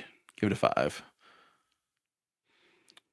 Next one is Ovia, Auto Mech Artisan, Legendary Creature, Human Artificer, 3 generic and a green. Each creature that's attacking one of your opponents has trample. Green tap, you may put a creature or vehicle card from your hand onto the battlefield. If you put an artifact onto the battlefield this way, put 2 1/1 counters on it. This one's silly too. Yeah, so like four is kind of a lot because like this is like Kona, but better. No, way better, in Yeah. my opinion. I really like that each creature attacking one of your opponents has trample because, like, all of your creatures have trample, and then all of the creatures that your opponents have that aren't attacking you have trample. So, like, your opponents are incentivized to not attack you. And then the other thing that's cool is I don't know if ram through is an instant. Let me look it up. It's it's a definite. Yeah. I like this a lot. Yeah. I think that. I mean, you have to wait a turn before you can tap it, right? Because you pay 1 and tap. Yeah, I mean, you do have options in green to give things haste, Concordant, like yeah. yeah, but that's concordance about it. Like I mean, it is an ability though, so like alchemist ether or whatever, like there's a an artifact that your creatures with abilities tap as if they have haste. mm, or vehicle from your hand to the battlefield. If you put an artifact, put it. I mean, the put a 1/1 doesn't really matter. It's the pay 1 to drop like a Galta or something you wanted to. Yeah. Like I don't think that this is a mono green commander by any Oh means. no, no, this is a add-on. Yeah, and I think it is like another one of those like win more type of cards. So I'd have to give it. I think a 3. Yeah, yeah. I think I'd give it a 3. It's for me. It's kind of Kona, but Kona kind of in the 99 was fun in Timnidex, but otherwise, like Yeah, exactly. at least this one, like you don't have to attack with it. You can just be like, yeah, I'm just gonna for a green tap this and drop this giant thing. Mm. I whenever I read it, it said if you put an artifact on the battlefield this way, put 2 1/1 counters on it. I immediately was like, oh well, what if you drop like a knowledge pool? Do you just put 1/1 counters on the knowledge pool? And I'm like, oh wait, no, this is a creature or a vehicle, so it has to be a creature or a vehicle. And then if it's like an artifact creature, Yeah, you're. yeah, so like you could put out a Blightsteel Colossus that's a 13/13 Yeah, trample. I think that it has some utilization. I do think that in green, sneaking out big creatures is always what green has kind of been wanting to do, Mm-hmm. and this does it pretty well. Yeah. I mean, I think it's a 3. Yeah. Yeah, I'll give it a 3. And we are out of the monocolors, and there are quite a few of the dual colors, and then there's going to be a couple commander cards. So we're not done yet. We're getting there. This guy will be pretty quick. So at Chick, Emerald Radiant, 3 generic, black, green, legendary creature, insect druid. Whenever it enters, create a 1/1 green insect creature token for each artifact and or creature card in your graveyard. Whenever another insect you control dies, put a 1/1 counter on a chick. Each opponent loses a life. I just thought it was cool because if you have Heartless Summoning, I think everything gets -2/-2 or -1/-1 and costs 2 less. So every time you create an insect, it's basically like as shit gets bigger and you ping the table for 1 life. I don't think this is CDH by any means. It's 6, so it's expensive. I do think you could make a pretty fun high power casual deck with this. I don't really see it slotting into any deck, but I just thought it was cool that you could make an insect deck that all it tries to do is use all of the black, give everything -1/-1 or -2/-2, and then just constantly field wipe yourself and ping the table. Sounds dirty. I I think that it's really cool. I think the mana value is really high, and it would be pretty casual. Yeah. I'd probably give it like a 1. Yeah. I think it's neat. That's fair. Bright Glass Gear Hulk, green, white. So 4 CMC, artifact creature construct, first strike, trample. When this creature enters, you may search your library for up to 2 artifact, creature, and or enchantment cards with mana value 1 or less. Reveal them, put them in your hand, and then shuffle. So you could play this, which um, it's 4 colors, so it's pretty hard to get out. But you could go get a Soul Ring. You could go get a really good Aura for 1. You could go get Deafening Silence, and you go get 2 of that. So you could go get Esper Sentinel and Soul Ring, and then pass. Yeah. Mm. Um, it's interesting. I think it might go in Evelyn or no Elvery, not Evelyn. Evelyn's the vampire. Elvery's the aura attacker. First strike, trample, and 4 for 4. Searching, pretty good. I still think it's a 3. Like I play Elvery and I just don't. I don't. I'm not excited to throw this in that deck. Yeah. Yeah, I could see a 3.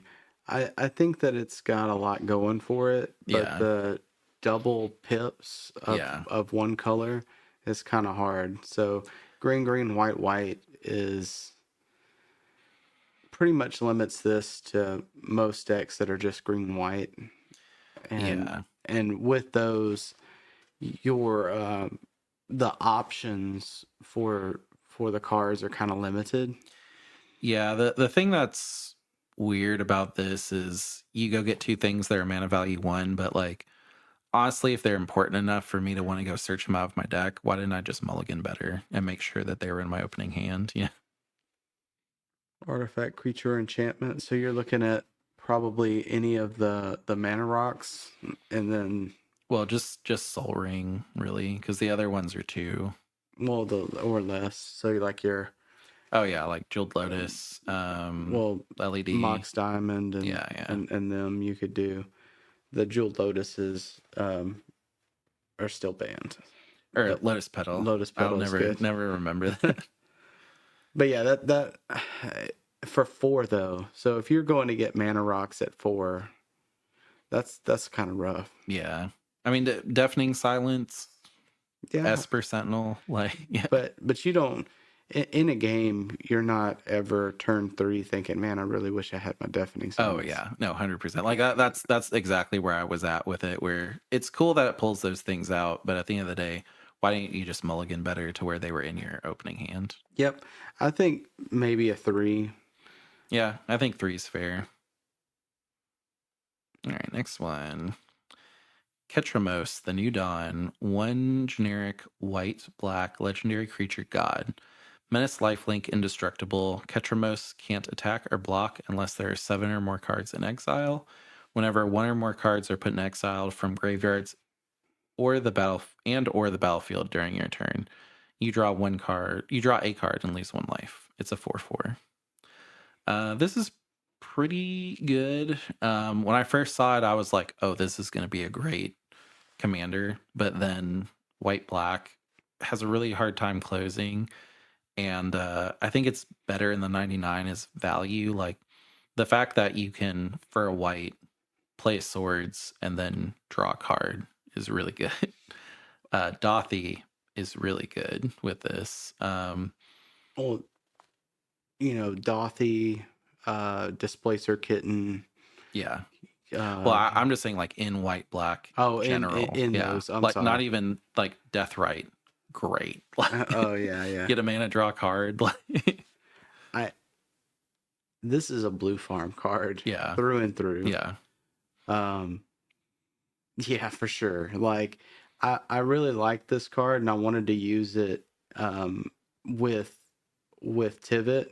The issue that I would have with it is that if I'm going Displacer combo, because that would be one of you'll the kill major, yourself. Yeah, I would end up dying. yeah, However, just in general, like early to mid, just valuing, Blue Farm will enjoy this way better because they yeah. don't mind. I do wish it said you may draw a card and lose a life instead of you draw a card and lose a life.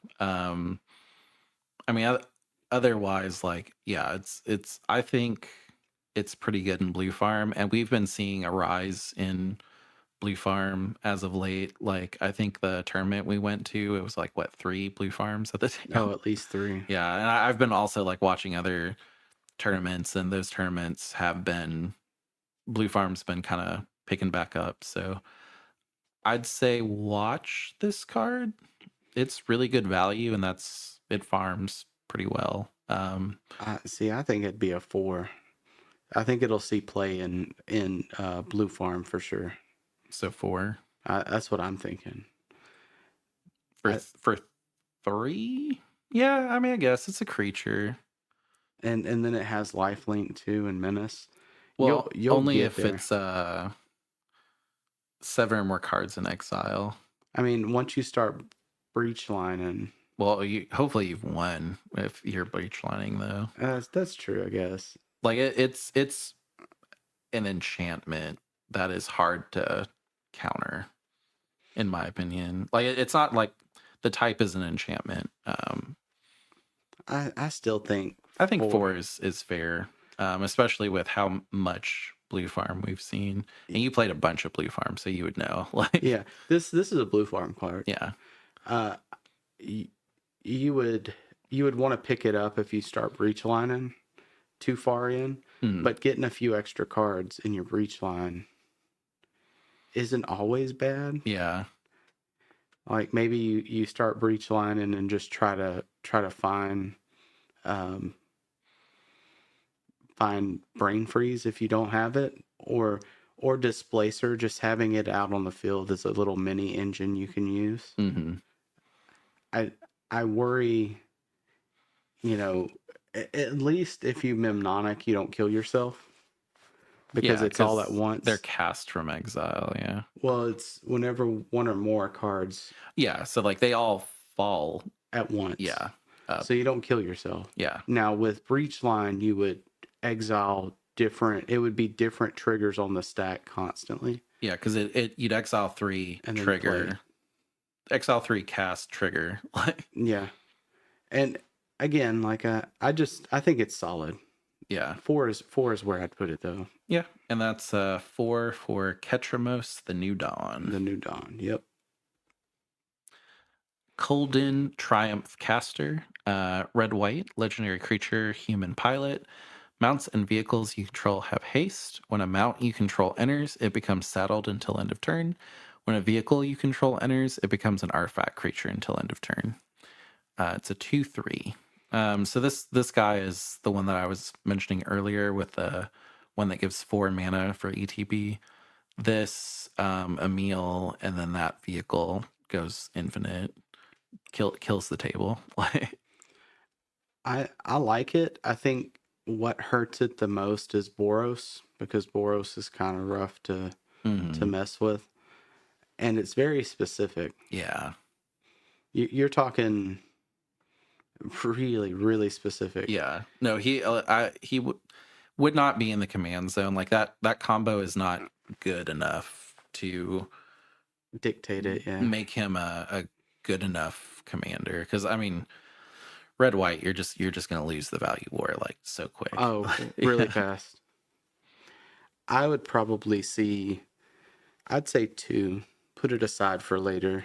yeah, and only two because It's a win with a con. 3 card combo and one of them being a very good commander already, it's a win con. So, um, would I prefer Feldalar Guardian over this? Absolutely, but this costs 2 and Feldalar Guardian costs 4. So, Yeah.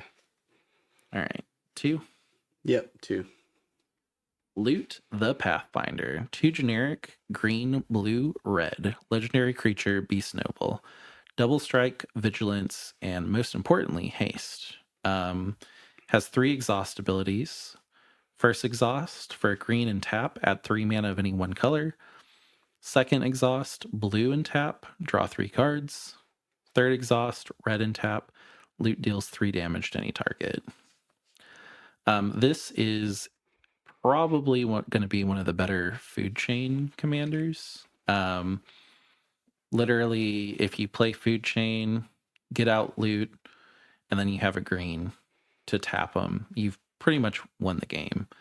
I didn't see it at first. Someone told me it was going to be a really good food chain commander, and I was like, nah, that's not right. But if you can get food chain and squee out early, you can bring loot out, and it itself has haste, so it can do all of its exhaust abilities. So you end up turning, if you can start it with a single green, you end up turning your food chain mana into mana, infinite mana of any color, and then you can draw your entire deck, and then also loot deals 3 damage to any target infinitely. Yeah, you just kill the table with the red ability. Yeah, like if you've gone to the point where you have infinite mana, you probably don't need to draw the 3 cards, but you could, just to make sure that you have counters, I guess. I don't know. The game's pretty much over the moment that you can food chain them out and you have a green. Um, the only kind of problem I see with loot is he costs 5, and yeah, if you have a green open, you can get 3 mana back. Um, or, for 5 and a blue, you can draw 3 cards. Like, I just think he's kind of a command zone prince until he wins the game, which is not great. And then also, loot isn't in white, so you have no way to pull the enchantment outside of like gamble, really. Like, Yeah. So I've actually played this deck as CEDH on spell table. Unfortunately for this player, and if you listen, I'm sorry. I played a cursed totem immediately, yeah, and that was it. he was like, "Well, my whole game is over." So I didn't really see this doing a whole lot. I do know that after the game, he was like, "The next turn I was about to win." Yeah, Like, and you hear that a lot in CEDH. yeah. And that's generally what everybody once the wins start to once people are about to present wins, the next two Everybody's, yeah, is yeah, pretty close. But it was really interesting just in the color combination itself, and he was able to use loot a couple of times, different ways. Like the draw 3 cards is kind of cool, yeah, and the 3 damage to any target was cool. Unfortunately, Cursed Totem was yeah. was an artifact, and he couldn't get rid of it as easily. Yeah, I mean, you'd be surprised how often you can get food chain squee off, even in Atali. Like, I remember playing Atali and being like, "Oh, this is not going to be my go-to combo." Like, it's a red creature and a green non-creature spell. Like, this is going to get countered. But there were times where I'm just like, "Okay, well, Chrome Mox put squee under it. He's still in my hand, basically. Oh, hey, I just got a turn two food chain and I've got a mana dork on the field. Well, that's two red right there." And then I was just Yeah, like, all right, infinite creature mana. I'm actually pulling this off. Infinite Atali triggers. I won. What? yeah. I The fact that you need a green open for loot to really start is probably the worst part of it. There's a Omnath that is one generic less that every time he enters, he deals one damage to any target that mm, doesn't see play. Like, it is cool that you would have basically like a Tali food chain with counters in blue. But in my opinion, if we're not seeing the Omnath that deals damage equal to the amount of elementals you have, which Omnath is, so he could just deal one damage and just kill the table. If we're not seeing that, I don't really think we'll see loot. But we might. So I'll give it a 3. I think might see some play is fair. um yeah, these are kind of hard because I know this will see play in a certain deck would be its own deck. Yeah, yeah. So, uh I think that we might see this be a commander. Will it will it trump the other commanders of the same color? I don't think so. Yeah, is it the best Tamir food chain commander? In my opinion, no. So I would give it a 3. 3 is fine. Yeah, That's the same colors as Animar too, huh? yeah. But Animar isn't food chain. Well, yeah, I know, Yeah. I'm just saying. Mimeoplasm, revered one, costs X, black, green, and blue. Legendary creature ooze. As Mimeoplasm enters, exile up to X creature cards from your graveyard. It enters with 3/1/1 counters on it for each creature card exiled this way. Pay 2. Mimoplasm becomes a copy of target creature card exiled with it, except it's a 0/0 and has this ability. And then Mimoplasm itself is 0/0. I've seen a couple people saying that this should be on the watch list for a possible new CDH commander. The reason that they gave was because for 2 mana, it can just interchange whatever it is. So, like, let's say you put 5 or 2 into X. So you pay 5 total for Mimeoplasm. One of the creatures have hexproof. The other one does something else crazy. You can at any point pay 2 to swap it to the hexproof one so that it's hard to remove.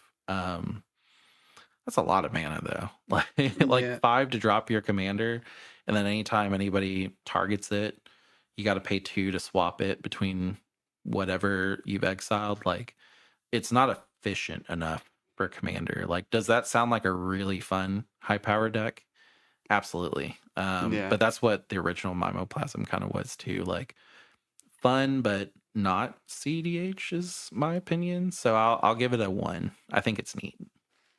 Yeah, I think it's neat as well. I think in other color combinations are just more efficient. Yeah. Even in Zigzara, which we, we don't Yeah. really like Zigzara that much. It's it's a better color or a better commander in that color, Yeah. and that's saying a lot. Yeah. It's a what, arcane signet in the command zone. Yeah. Yeah. I mean, I look at Glarb and I look at Mimeoplasm, and it's Oh, it's Glarb. obvious what I'm gonna play. It's Glarb. Yeah, But yeah. All right. So 1. yeah, 1 for sure. Uh, Redshift, Rocketeer Chief. Red and a green legendary creature goblin pilot. Has vigilance. Tap, add X mana of any one color where X is Redshift's power. Spend this mana only to activate abilities. It has an exhaust ability for 10 generic, a red and a green. Put any number of permanent cards from your hand onto the battlefield. It itself is a 2/3. So this is one of the CDH commanders I'm a little excited about. This is the lowest of the ones that I'm excited about. I've seen a lot of people building Moxfield decks for it, and I think it's good. I just don't see it being top 16 good.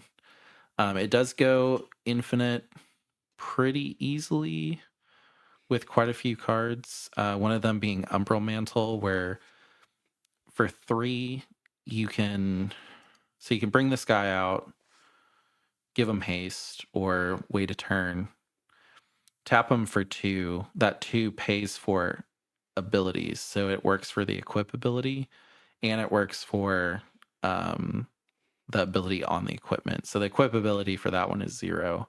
Bring it over. It has an untap for 3.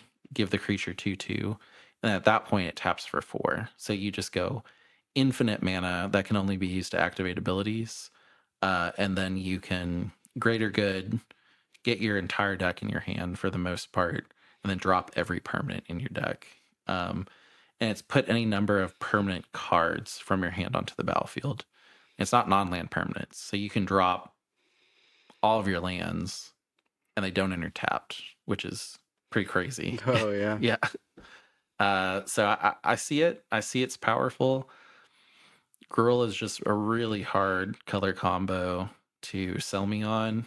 It does cost 2, so you can kind of just put it out there. And if the entire table's like, oh, we need to kill this, then you're like, all right, it just costs 4. It's kind of like the Kinnan problem of like, yeah, you removed it. It costs 4 now, and what your commander costs 5, Tivit costs 6. So like I'm still gonna get it out again before you do. Yeah, I'm gonna try it next turn. I like this guy. I really do.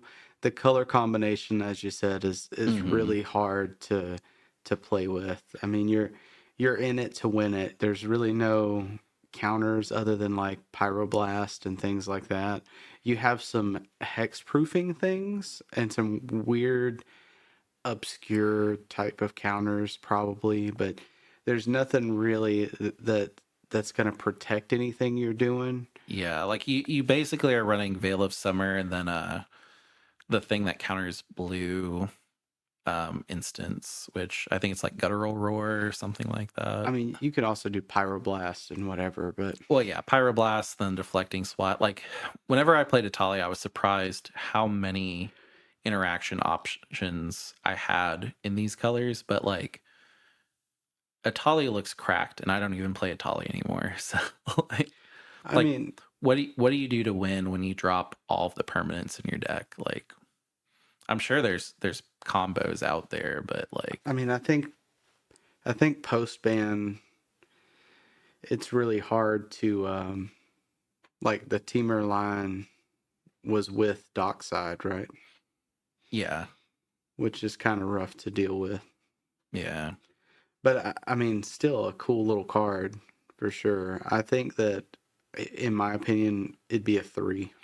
Yeah, I mean the problem with Timberline is like you could say like, oh well, with Timberline, like the you pay 2 and bring something back to your hand.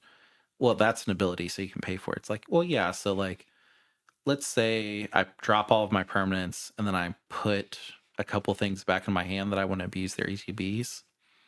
Where's the mana for Mm. those? Because it's not abilities.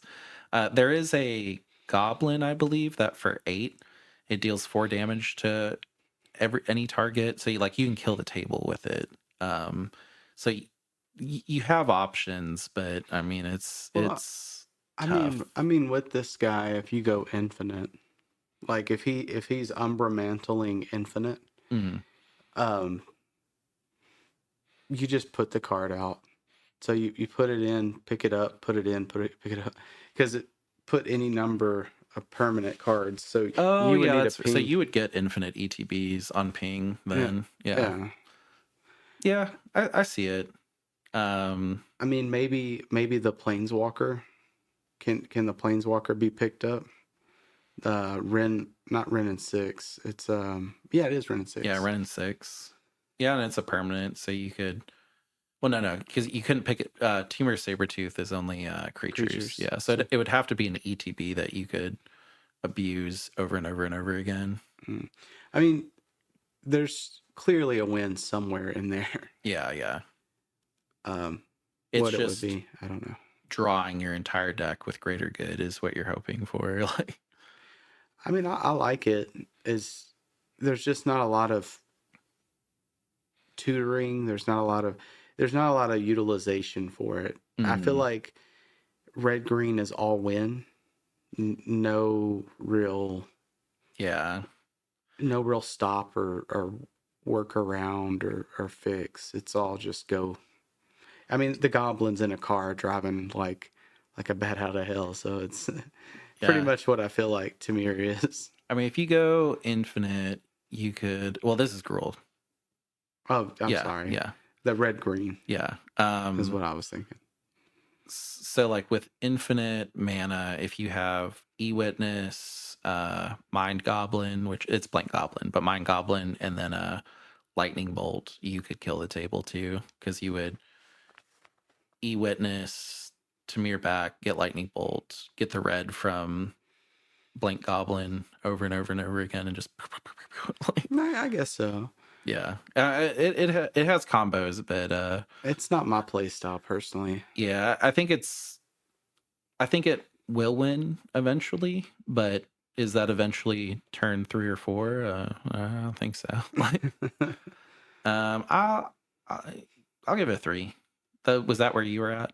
Yeah, I Cool. mean, we'll probably see it played somewhere. Yeah, 3 for Redshift Rocketeer Chief. And then I showed that to you as a Sisay card. Did you think it was Sisay? Because it's just one color. I would have to adjust it. Yeah, because you're not running Umbra Mantle on Yeah, Sisay. Yeah. no, I'm not Umbra Mantling. And the problem is Umbra Mantle doesn't have a big synergy. I guess it would with some of my untapped taps once they hit 3 or Yeah, 4. it could buff us Sisay too. Eh, maybe so. Yeah, I don't know. I don't know if we'll see it in Sisay, but that was because right now a lot of Sisay lists are running Red Hood, Yeah, which I think that's just a direct swap. But you were saying Red Hood is more like an arcane signet. I like red. I like Red Hood Yeah, better because I can use its mana to summon things, yeah. whereas the other is very specific. Sky Serpent Seeker, green and a blue, creature snake, flying death touch. It has an exhaust ability. For 4, reveal cards from the top of your library until you reveal 2 land cards. Put those land cards onto the battlefield tap and the rest on the bottom of your library in a random order. Put a 1/1 counter on this creature. Um, I just think it's cool for a Thrasios trigger. Once you can go get 2 land cards, put them on the battlefield tapped, and have a 2/2 flying death touch. Like for 2, that seems fairly well costed. I mean, you are going to pay 6 for that entire ability. Um, is it good enough to slot in a green farm or TNT? Like, nah. No, I'm thinking 1. Yeah, I think it's neat. I think it could do something eventually. Um, is it? Am I excited about it? Nah, not really. I just think it's cool. 1 for Sky Serpent Seeker. Radiant Lotus. It's a 6 generic artifact. Tap, sacrifice 1 or more artifacts, choose a color. Target player adds 3 mana of the chosen color for each artifact sacrificed this way. So I saw this and I immediately was just like, the only place I can see it slot in is Tivit. And Ghost plays Tivit, so I'll let him take that over. Sacrifice 1 or more artifacts. Choose a color. I mean, yeah. I mean, I guess it would crack clues. The issue I see though is if we're voting, I'm probably winning in the next turn or so. Yeah. Any more than that is just kind of in general, like not as useful. So that being said, like I probably wouldn't. It's just too high of a cost to put in for artifacts with The biggest artifact I want is 2, Yeah. and it's time C. 6 is a lot to invest and just hope to get mana back. So Yeah, for sure. I yeah, again, I mean, is it I think it's really awesome. I'm sure there's something I'm missing, but I don't see that being played into it. yeah. All right. And you're I'm with I think it's neat. yeah, I was about to say I was like, I'm probably giving this a 1, so I'm glad we agree there. If it was a 4, I could see it be a lot better. Just sixes are really hard to run through. Yeah. Like 6, if I'm dropping a non-creature spell for 6, I kind of want it to get me real close to winning the game, and if all it does is just give me my mana back, yeah. Yeah, for sure. Bleach Bone Verge. This is more just a FYI, so I'm not going to rate this one, but we did finally complete the dual color lands that enter untapped, tap for a color, and then tap for the second color if you control a plains or a swamp. So like the basic lands of that color. These got completed in this set, which is pretty cool. I don't think that they're going to overtake the battle bond lands or the shock lands in CDH, but It's an option. the options are cool. Yeah. And now we're going to go into the commander cards. They're not very many, so we are just going to tack it on to the end. The first one is, I'm just going to say it's the best one. Best card 2025. I've got my Force of Will in hand. Oh, yeah. Hashaton, Scarab's Fist, white and a black, legendary creature, zombie wizard. Whenever you discard a creature card, you may pay 2. Well, 2 generic and a blue. If you do, create a tap token that's a copy of that card, except it's a 4/4 black zombie. Hashaton itself is a 1/3. This card is dumb. I think maybe we'll do like a CEDH commander of Aetherdrift where we kind of go over like, because I think there's 3 that are viable Yeah. at least. So I'm not going to go into a huge spiel about this guy because like I could go into it, Yeah, but this could be easily, an hour of just different yeah, different synergies and different win lines and what best practices of it. Like I could see this. yeah, It's going to change up a little bit. Like this is definitely going to be played. yeah. I will say 2 combos that I'm excited about. Well, not really combos. I guess combos. So with Hashaton, if you can get him out, well, it out. I don't know. I don't. It's I an don't see. armor. Yeah. I don't. I mean, it's dead. So like, I don't know if it has any genitalia at all anymore. But if you can get this out turn 1, which is pretty easy, it's a land, a lotus petal, and then an LED. And if you have like Jinkataxis, the one that reduces your opponent's hand size to 7, and you draw 7 at the end of your turn, then you've just locked your opponents out of the game for the most part.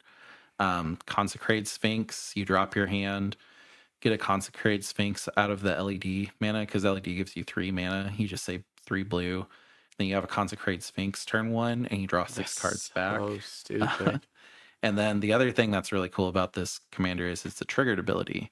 So it can trigger on top of Split Second. So you could play a Split Second card like Angel's Grace, lock the stack down, hold priority, crack your LED.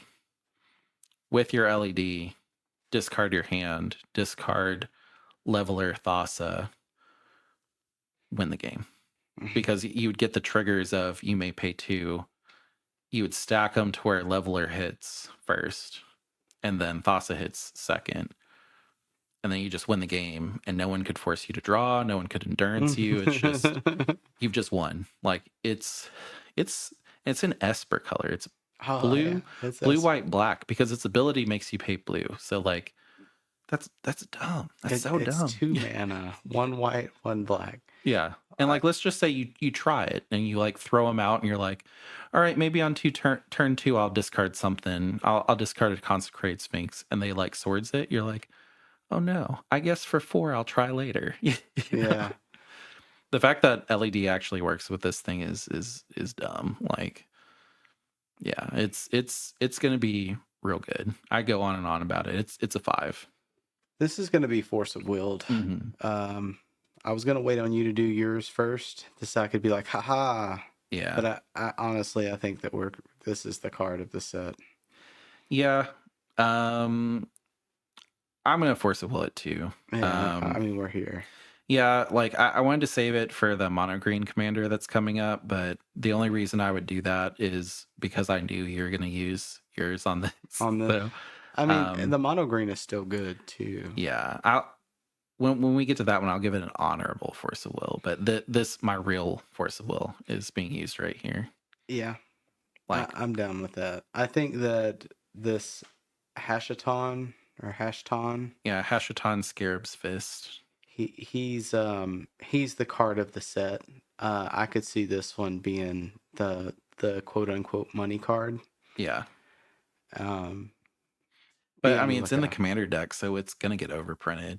oh, you think so? Yeah. Well, maybe It's the not. second commander. Like I think people will want it, but also like, I mean, this is a full art, so is it? well, it's the secondary commander. So like there's the commander that's on the box, and then there's the second option. And this is the second option of that precon. Hmm, Of the zombie type of precon. so funny. Like either this is a gift from Magic to CDH, or they just literally were like, yeah, it's fine. Whatever. Well, we don't care about it. Yeah, slap it in the zombie precon. Just throw it in. They'll buy the precons. Yeah. No, well then, do you get the full arts in the collector's packs? Is what's the thing that's happening? No, you get the full arts. If it's the normal commander or the secondary commander, they come as full arts by default now. Like you could not find a version of this card that wasn't full art. So it's not in any pack then, It could be. or it could be. I think the foil would be in a. I don't know. Like I think you can This pull is it in a crazy. pack, but it's definitely full art in the commander precon. Yeah, I guess I'll also note that the toppers are really cool in this one too. Yeah, Like the gold foil ones. yeah. Yeah. So, but yeah, this is the Force of card. And for if sure. you are buying a box or one of the bundles that have that, please use the link tree for our link. You could just mail me at 1234 Sesame Street. No, I'm just joking. All right, 505. We'll nerd out about this in the future. Yeah, for sure. Nissa, World Soul Speaker. 3 generic and a green legendary creature elf druid. It's in the energy precon, just as a 99. Landfall. When a land you control enters, you get 2 energy. You may pay 8 energy rather than pay the mana cost for permanent spells you cast. She's a 3/3. I made this deck in Moxfield, and it is silly. If you can put out 2 sack lands the turn that you bring Nissa out, you just can cast anything in your hand that's a permanent for free. Like it's dumb. It's fun. I mean, if it's mono green, it should be dumb. The other one should not be dumb because it's 3 color. This one should just be like super broke and stupid because it's mono green, and it is. So Yeah. you can do all kinds of crazy stuff with it. I was having fun with it. I might put it in the comments if you guys are like, please send us the deck lists. If you want them, ask for them. I'll put them in. But otherwise, we're probably gonna wait and really talk about these in detail because I think this is nearing 3 hours at this point. Oh my gosh. Unfortunately, Yeah, it's been yeah, I'm pretty drained. But yeah, I like this. It's a 4 out of 5 for me, only because it's mono green. the mono makes it 4. I think that if it had an extra color, be that black or blue or something, you'd probably be more apt to be higher in it. Yeah. The fact that the other one was Esper is what really just Yeah. Like the over the top. problem that I was having with Nissa whenever I was like testing her was it was really hard to keep cards in hand. Like basically like I would look at my opening hand and go, well, this better do it. Yeah. But Yeah, like in let's say Esper colors, I would have Smothering Tithe, I would have lots of ways to just a draw. couple of ways. Yeah. And luckily like none of those commanders are stupid cracked. Like I think Tivit's the best Esper commander so far. Well, yeah, I think Acheton is gonna replace him pretty quickly. think so. Yeah. Yeah, that's fair enough. All right. This one I'm just gonna say out the gate. It's a 1. So Aetherflux Conduit, 6 generic artifact. Whenever you cast a spell, you may get any amount of energy equal to the amount of mana spent to cast that spell. Tap, pay 50 energy, draw 7 cards. You may cast any number of spells from your hand without paying their mana costs. It's just funny. Like it does tap, so it's not as good as the other one, but and you also have to pay 50 mana worth of mana to get Yeah, that ability. So it's a 1, but it's a cool one. So it's pretty much a win con in this. It looks like it's the commander card, so yeah, it's a it's win in con the here. energy precon. Which with that Nissa, you'll be making lots of it. Well, so it's amount of mana. Oh yeah. You'll be making a lot of energy, but I mean 25 lands just to draw 7 cards and cast stuff for free. Like, Well, with both on the field, it's different because you get 8, you cast something. but you pay 0 mana to cast it, so you get Oh no yeah, energy. Yeah, I I got thought I thought that too because I did slot it in, and I was like, this is cracked for 8. I can cast an Emrakul and get 13 energy back. And I was like, oh wait, it doesn't work like that. you. Yeah, that's silly. Yeah, it's a 1, but it's a very cool one. Yeah, 1. This one is more of an FYI. It's a 1, yeah. Yeah. But a Cursed Duneyard. It's a land, taps for a colorless, and then for 2 and tap, you can regenerate Shade, Skeleton, Spectre, Spirit, Vampire, Wraith, or Zombie. It's just cool. There's a lot of other cards that do this on lands that we've seen. They're just flavor cards. Like there's one that does all like vermin, like bugs and rats and stuff. There's another one that I think it does all like forest creatures, like beasts and whatever. Just a new one printed in the commander set. So just cool. Yeah, just in general utility land. Yeah. And that is it for I don't even remember the name of the set. Aetherdrift. I almost said Aetherworks. Yeah. Ether or yeah, Aetherdrift. Aetherdrip. I don't know. One of Mashed those. potato brain now. Yeah. Hope you guys enjoyed the podcast. If you did, please make sure to like, comment, and subscribe on YouTube and rate us 5 stars on your podcast of choice. And if you have been looking at all of these cards and you're like, I'm going to buy a bunch of singles, like I'm going to build some of these, or like, well, I'm going to get a bunch of these, please use our TCG player link. It lets them know that we sent you and really helps out the podcast. For sure. And also, if you come up with a spicy deck list, Yeah. put it in the comments. Yeah, and if you made it all the way through, you're a champion. I barely made it all the way through this, so I'm pretty sure the pitch of my voice is different at the end. Yeah, little parched. Yeah, It's so a great set. I think the set itself will be okay. The commander cards are where it's at, really. yeah. There's a lot of good uncommon and commons. Yeah, this is a set that I will probably buy like 5 or 6 singles out of, but like those 5 or 6 singles will like probably be 2 or 3 more decks that I have, and they'll just be really strong in current deck. And one of them is a common, so I'll probably get it at the draft. All right, well, thank you guys. Thanks. Bye. Bye.